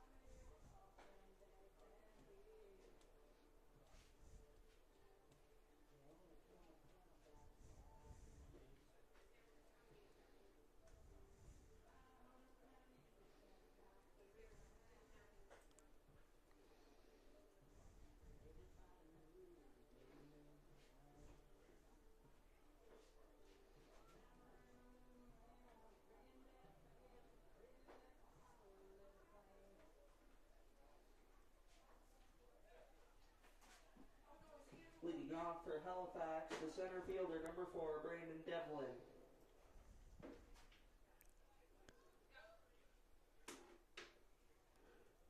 All right, here we go with the 12th. Sean Walsh, Brandon Devlin. Correction, number 33, Sean Walsh.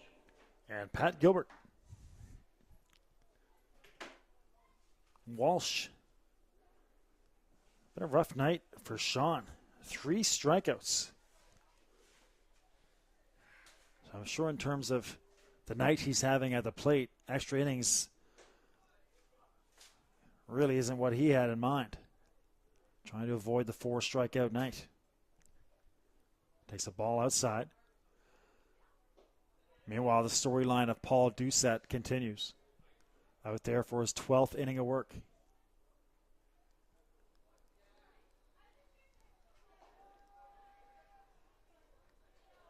And chugging away.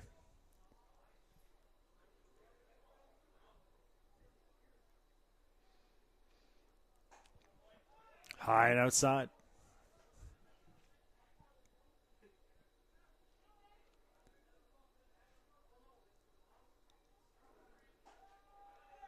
A strike on the inside portion.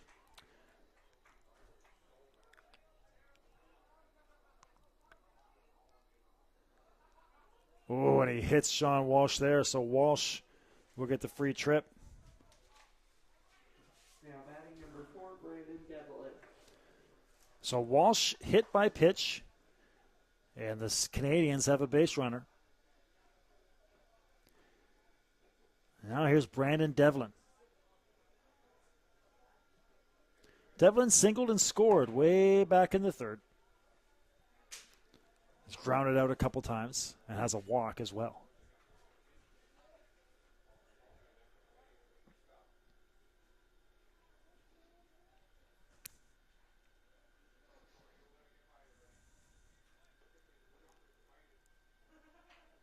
They're going to lay one down. This could be trouble. Speedy is Devlin, but he is out. So Devlin sacrifices. The designated hitter, number 23, Pat Gilbert.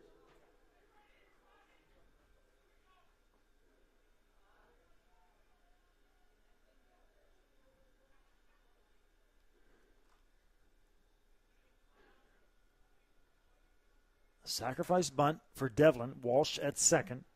Here's Pat Gilbert. So Gilbert and then Ryan Vino will try to cash in this go-ahead run in the form of Walsh. A low one in the dirt for ball one.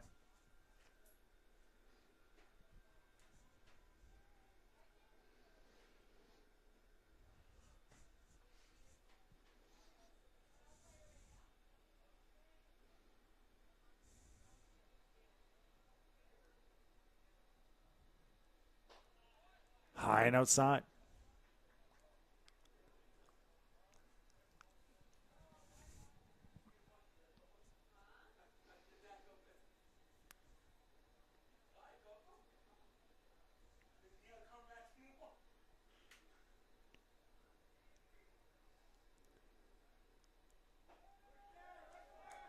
Right down the middle of the plate for strike two.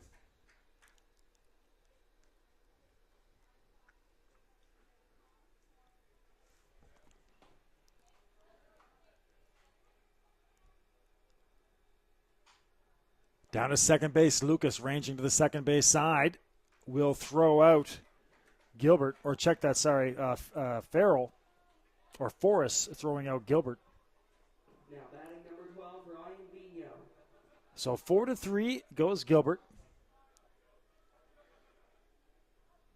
That's the second out. Good job by Forrest. And Walsh goes to third.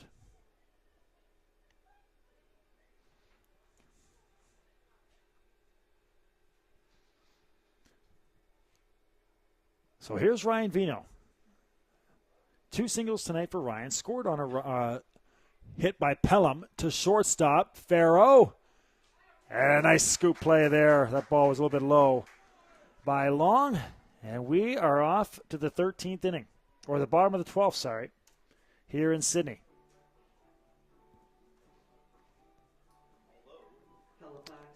Vino goes 6-3. Had no runs on no hits. There were no Sydney errors and left one runner on base. The score after 11 and a half innings of play. Halifax 5, Sydney 5.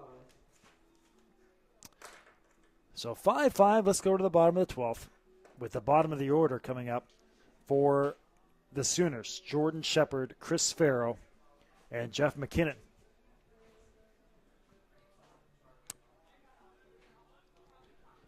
You're watching the NSSBL on Bell Alliant Community One, your leader in local sports broadcasting in Atlantic Canada. Back tomorrow at 1 o'clock, weather permitting, for the second game of this 2-game set.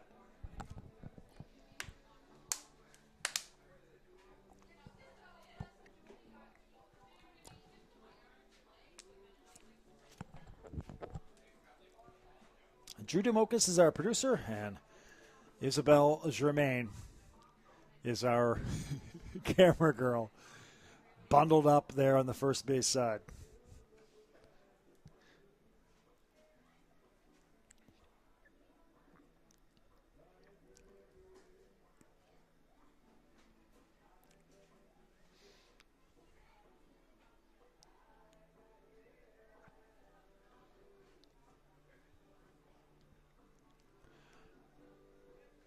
As Cavadini goes out there for his second inning of work. There's been Paul Doucette the entire way through 12 innings for the Sooners. Mark Haverstock pitched a 5 1/3. Brandon McKinnon pitched 4 2/3. Or check that, 5 2/3. No, 4 2/3. God. And then The Sooners, number 32. here's Cavadini for his second inning. So the third pitcher of the game for the Canadians.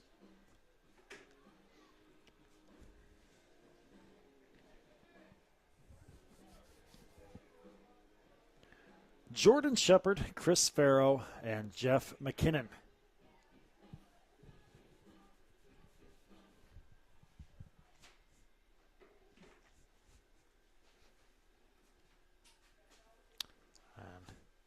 Just waiting on a car out in right center field to pull away.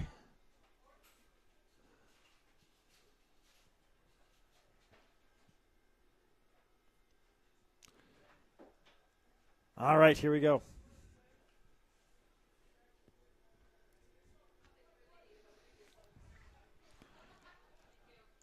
The left-hander delivers. Just high and outside.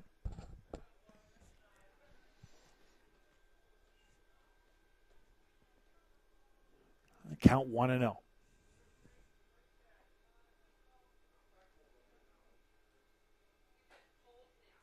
2-0.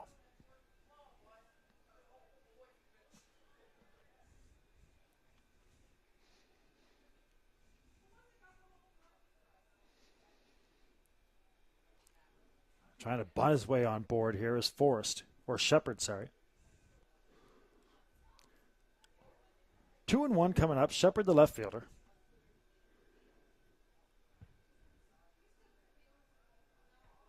One for 5 so far is Shepherd. Check that 1 for 4 with a walk. 3-1.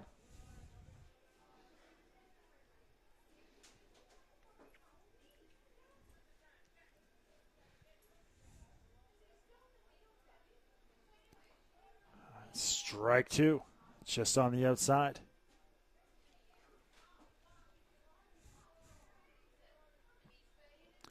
Full count pitch to Shepherd. Over the head of Pelham into left field. And there's the second hit of the game for Jordan. Now batting number 4, Chris Farrow. So the Sooners have the leadoff man on. Here's Chris Farrow.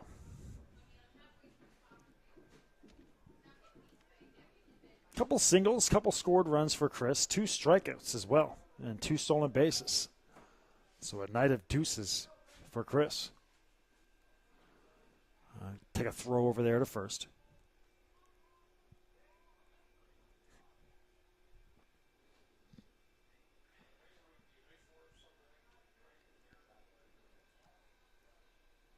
To home plate. Look at the lay down the bunt is Chris. Now this is where Chris really failed miserably the last time at bat. Couldn't get the bunt down. And then struck out on 3 pitches.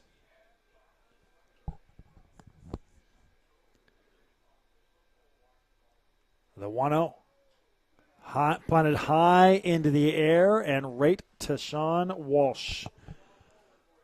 That was easy pickings for Sean. Now batting number 14, Jeff McKinnon. So there's your first out in the game, and Chris Farrow is going to have those 2 at-bats on his mind tonight. Twice unable to get the bunt down. So still at first is Jordan Shepherd. Here's Jeff McKinnon. Jeff's had a couple walks, a couple strikeouts, scored a run back in the 6th inning.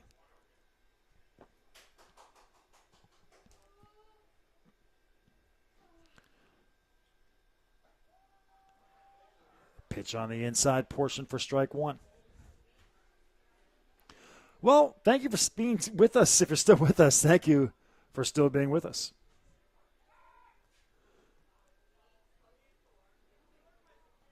Not too late to reach out. Contact information on your street. Thanks again to Amy reaching out on Twitter.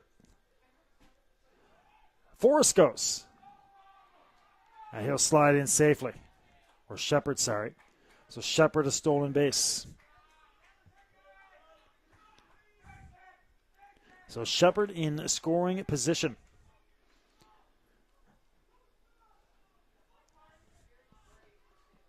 With 1 out, Jeff McKinnon. Ken Long will follow. Foul to the backstop. 2 strikes now on McKinnon.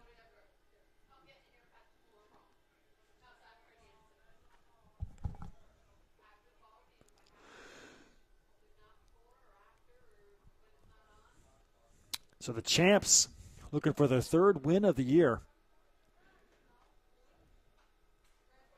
Short season so far.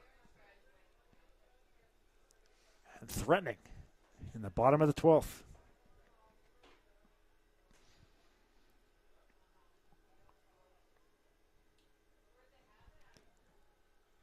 Headlights out there and right there. We got them off again. Well, now 2 sets of headlights on out there, and they're going to hold on. So this has become a new added dimension to this game. Headlights in the outfield. And cars pulling away. All right, here we go.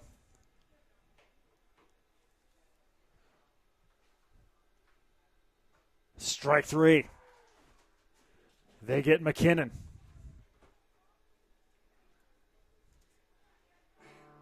Now batting number 45, Kenny Long. So that's McKinnon's 3rd strikeout of the game. Shepard still at second, and here is Kenny Long. This is Kenny's 7th at-bat of the game. He's got 2 hits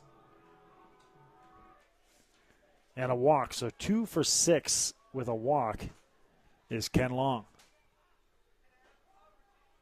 Takes strike 1. He's grounded out a couple times. Got a stolen base, an RBI, and was picked off at first in the 3rd. A left-handed batter playing first base tonight for the Sooners. Just off the plate, 1-1 the count. A few brave and hardy souls still with us, taking in this one. It's cooled off substantially. A full moon shining on Susan MacEachern. Shot down. Josh Pelham has got it. He throws over. And that'll do it for the Sooners here in the 12th. Sydney in their half of the 12th inning had no runs on 1 hit. There were no Halifax errors and left 1 runner on base. The score after 12 complete innings of play, Halifax. All right, let's take a quick break and come back with your 13th inning here from Susan MacEachern on Bell Alliant.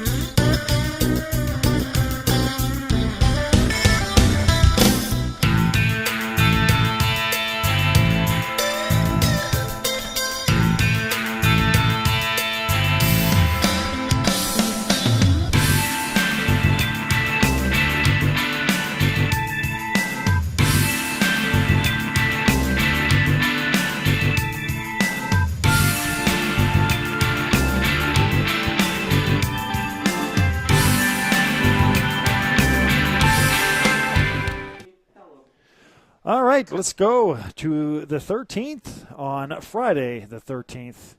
And ironically, a full moon shining over the ballpark here in Sydney.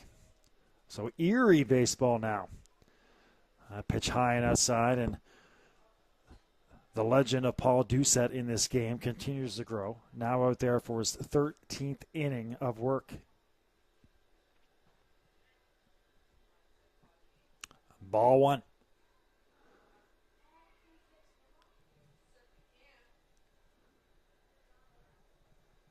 Strike on Pelham. Jake has had a busy night. Had the 2-run double way back in the third. Had a double in the 10th as well, but was stranded.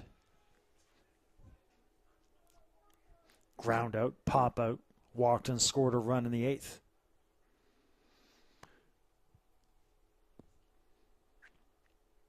A 2-1 count on Jake. High and inside, 3-1.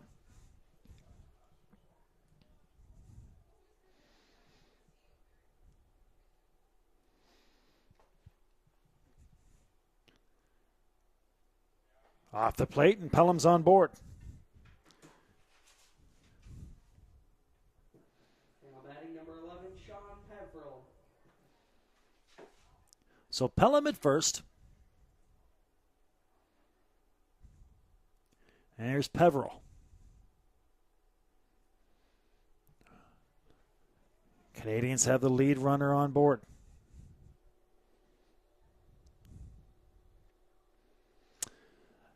Peverill started this game off with a solo shot to left field. He struck out, popped out to center a couple times. And they're trying to get the big fella to lay down a bunt, so getting their big slugging cleanup hitter to try to lay one down. Last game we did, Sean Peverill got ejected arguing balls and strikes. But it didn't haunt them too much because the game was called after 4 innings. At Mainland Common in Halifax. Peverill now swinging away down the first base side, and Kenny Long, a valiant effort trying to get there but can't. And now 0-2 the count on Peverill.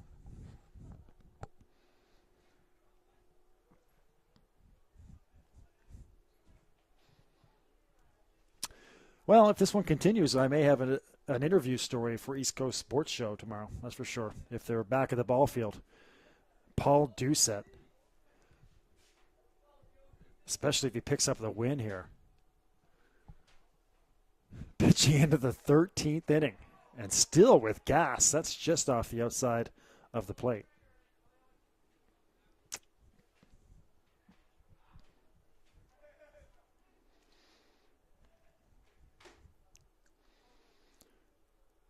One and two. Inside just misses Peverill. Peverill kind of looked like he tried to get that big tricep out there, but just missed it.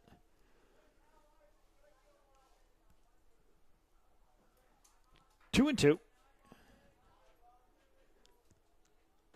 Low and close. And Peverill's worked his way to a full count.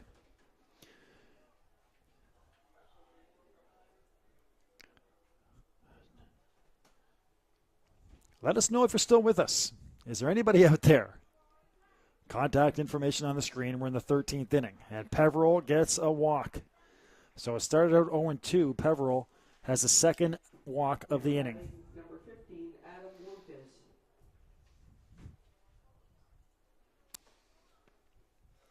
So the Canadians in business. Pelham, Peverill on base, second and first. And here's Adam Lucas, the number 5 hitter in the lineup. Been one of the main offensive cogs for the Canadians for years now.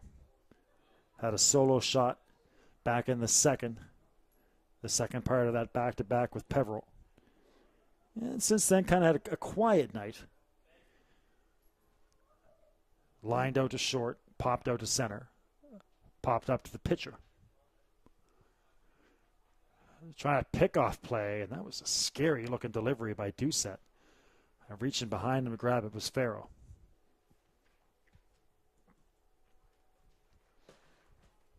Well, the game of the year so far in the NSSBL. There's your bunt. Perfectly placed sacrifice by Lucas, and the Canadians have something going here. Lucas gets it down. Now batting number 25, Josh Pelham. And runners at second and third.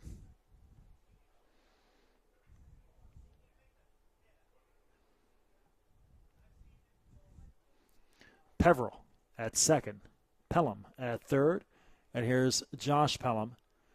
And the Sooners are going to come together and talk things over. First base is open. So we'll see what they decide to do with Big Josh. Davey is due to follow. Actually, check that. Jared Timmins, he took over for Davey back in the 9th inning.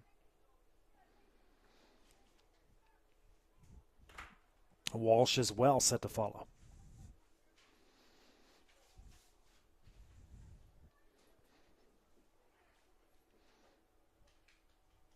You can reach out to Isabel if you want to talk to our camera girl on Twitter.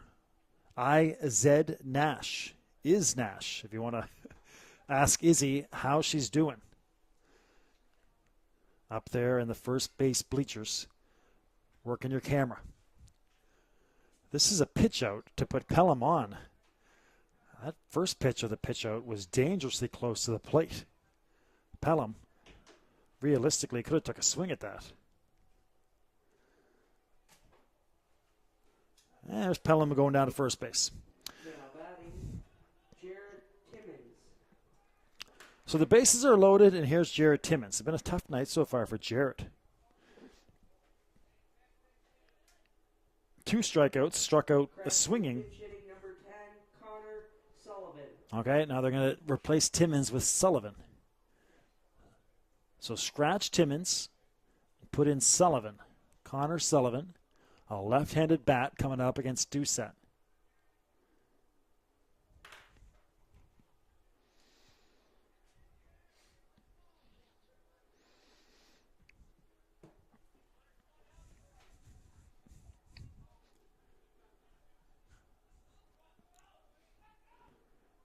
Bases loaded.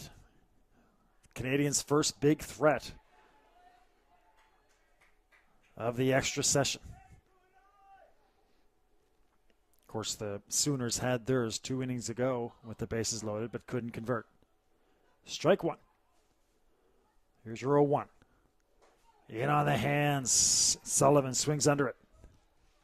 0-2. Can you imagine if Doucette gets out of this? 1 out.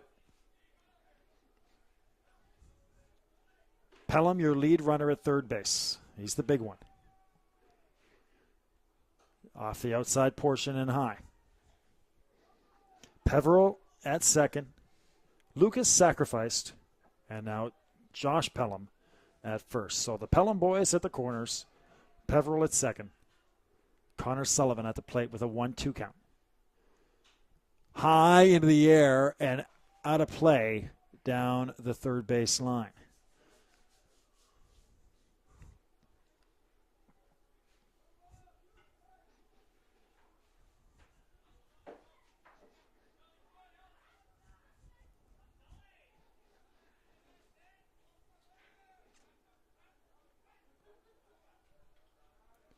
One and two. Back this way. So now Sullivan fighting off some nasty pitches.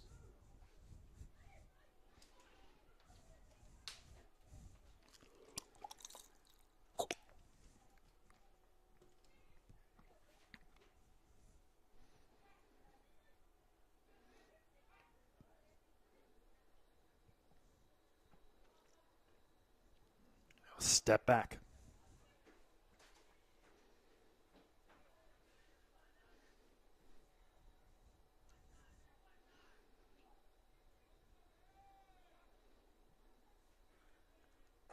High and outside.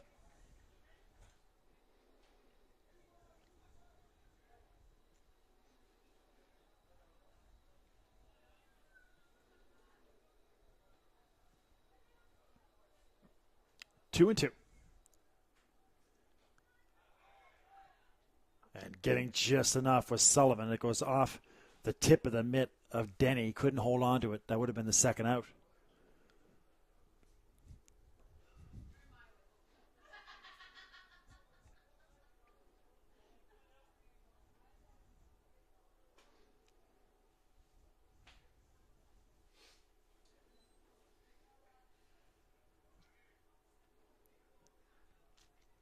Bases loaded. Top of the 13th. You're 2-2 to Sullivan. Again, fouls it off.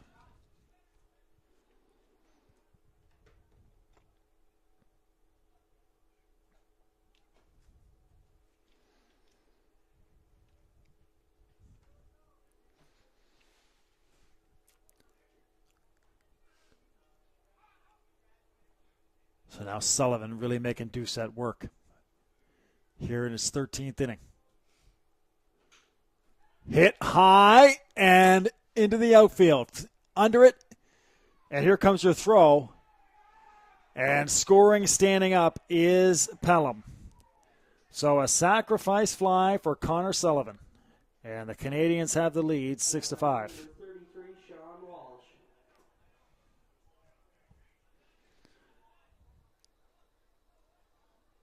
So the second out of the inning. But we have a run, 6-5 for the Canadians. And now Doucette's got to get out of this without any further damage. And we'll see if the Sooners can respond.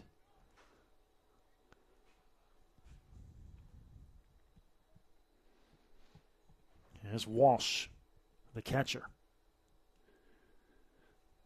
Again, as I mentioned in the 12th inning, Sean trying to avoid the 4 strikeout night. He struck out in the 2nd, 4th, and 9th. Got a walk back in the 12th.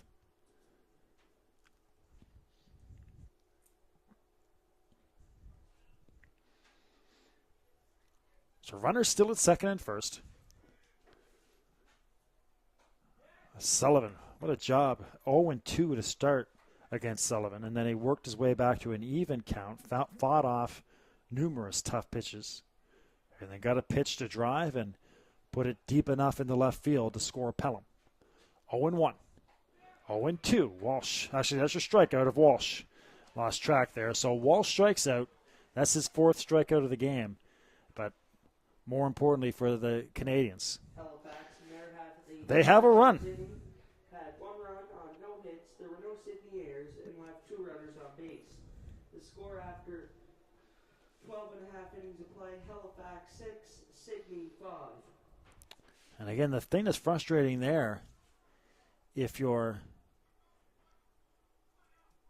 the Sooners, is that you let the Canadians get that run, and they didn't even get a hit. 2 walks to lead off the inning, and then the sack bunt, the sack fly. And the Sooners, here in the bottom of the 13th, will try to respond and send this to the 14th or win it. And heart of the order coming up, Phil Brown, Corey Christie, and Matt Denny. So the 2, 3, 4 hitters coming up for the Sooners as we approach our 4th hour of baseball from Sydney.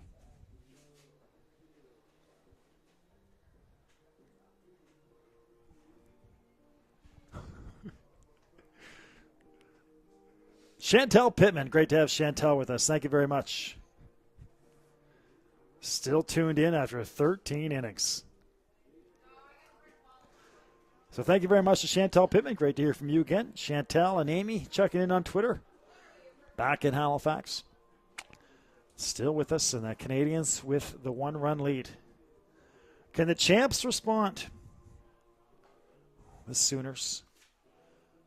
Leading off for Sydney, number 14, Phil Brown. Here's Phil Brown, of course, the last at bat, one of the biggest at bats of the season so far. Phil Brown with the bases loaded and a 3-0 count. The Sooners were 1 ball away from winning this thing. And Brandon McKinnon threw 2 strikes. That's off the outside part of the plate for ball 1. McKinnon threw 2 strikes and then got Brown to hit into a 6-4-3 double play to finish off the threat of the Sooners. And I pitch right down the middle of the plate. Here's your 1-1 coming up now from Cavadini. He's out there for his 3rd inning of work, and he could get the win with all said and done.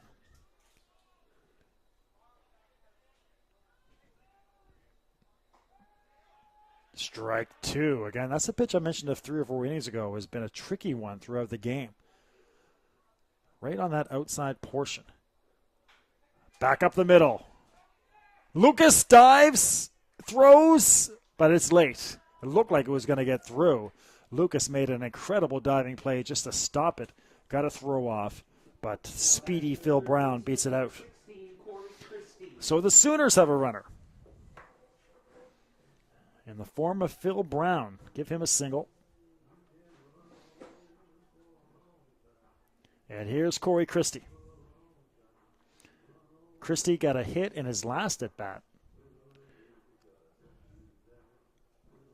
Or check that, Christie lined out short in his last at-bat. Got a single back in the 9th. 1 for 5 is Corey. And he also reached on an error.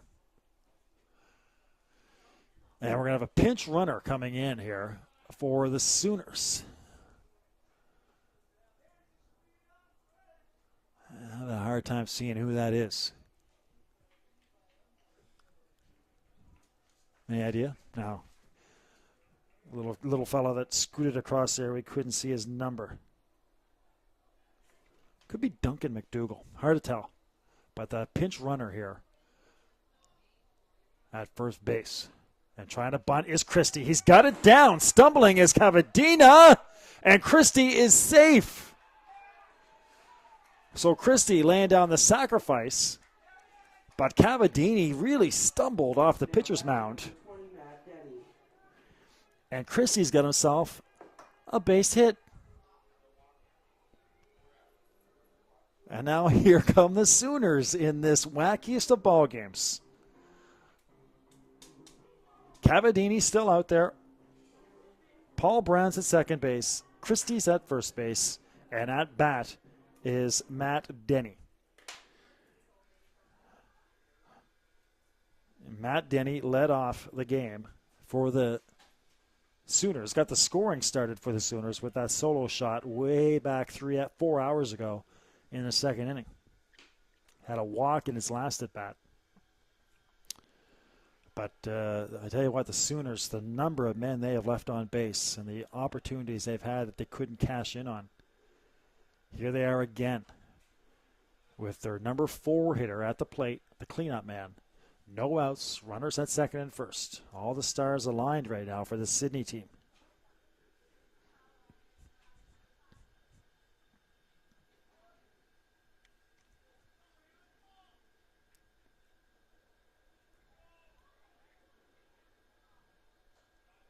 Pitch off the plate. 2 balls and 1 strike here on big Matt Denny.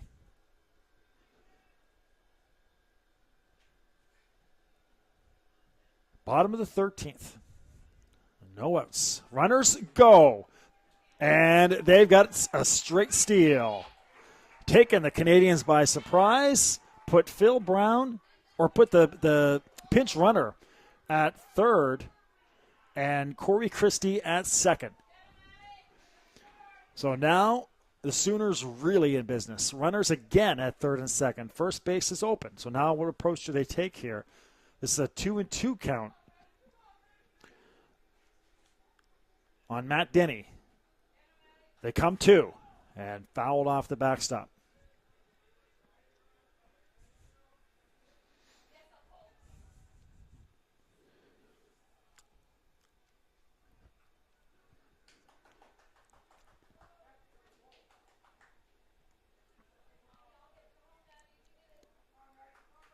Denny again.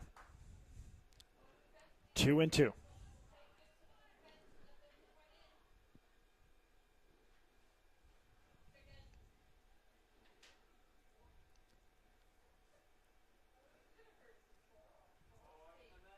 Walsh and Cavadini going to talk things over.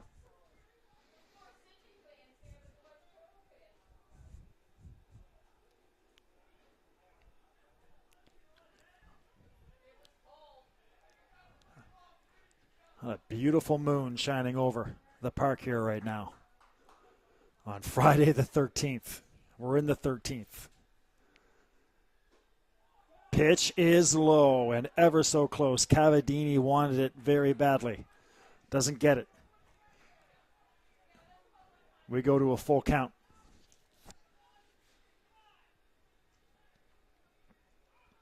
First base is open.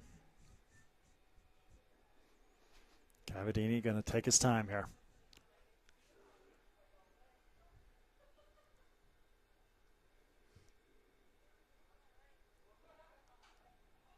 Fouled away over the backstop.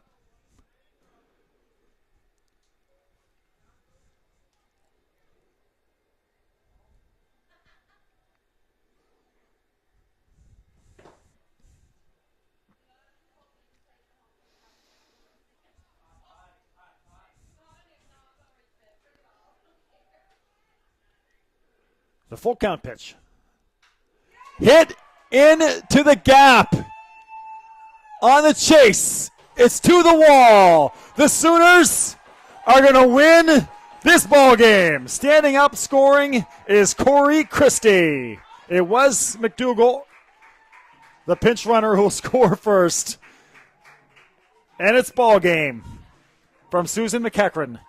Matt Denny, the hero. A 2 RBI single.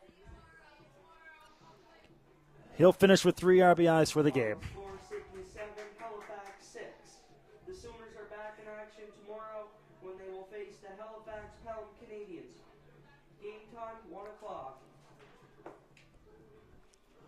Matt Denny, the battery are the heroes, no doubt about it. Matt Denny and Paul Doucette. Denny, the game-winning hit. Paul Doucette, 13 innings for the win. Friends, you have been watching a production of Bell Aligned Community One, your leader in local sport webcasting in Atlantic, Canada. Thanks so much for being with us. 13 innings of baseball. What a game it was. Back tomorrow at 1 o'clock here from Susan MacEachern Memorial Park. That's assuming that the weather is with us. They are calling for weather overnight, so make sure you check that. We will be here if there is baseball. 7-6, the final score for the Sooners. Good night from Sydney.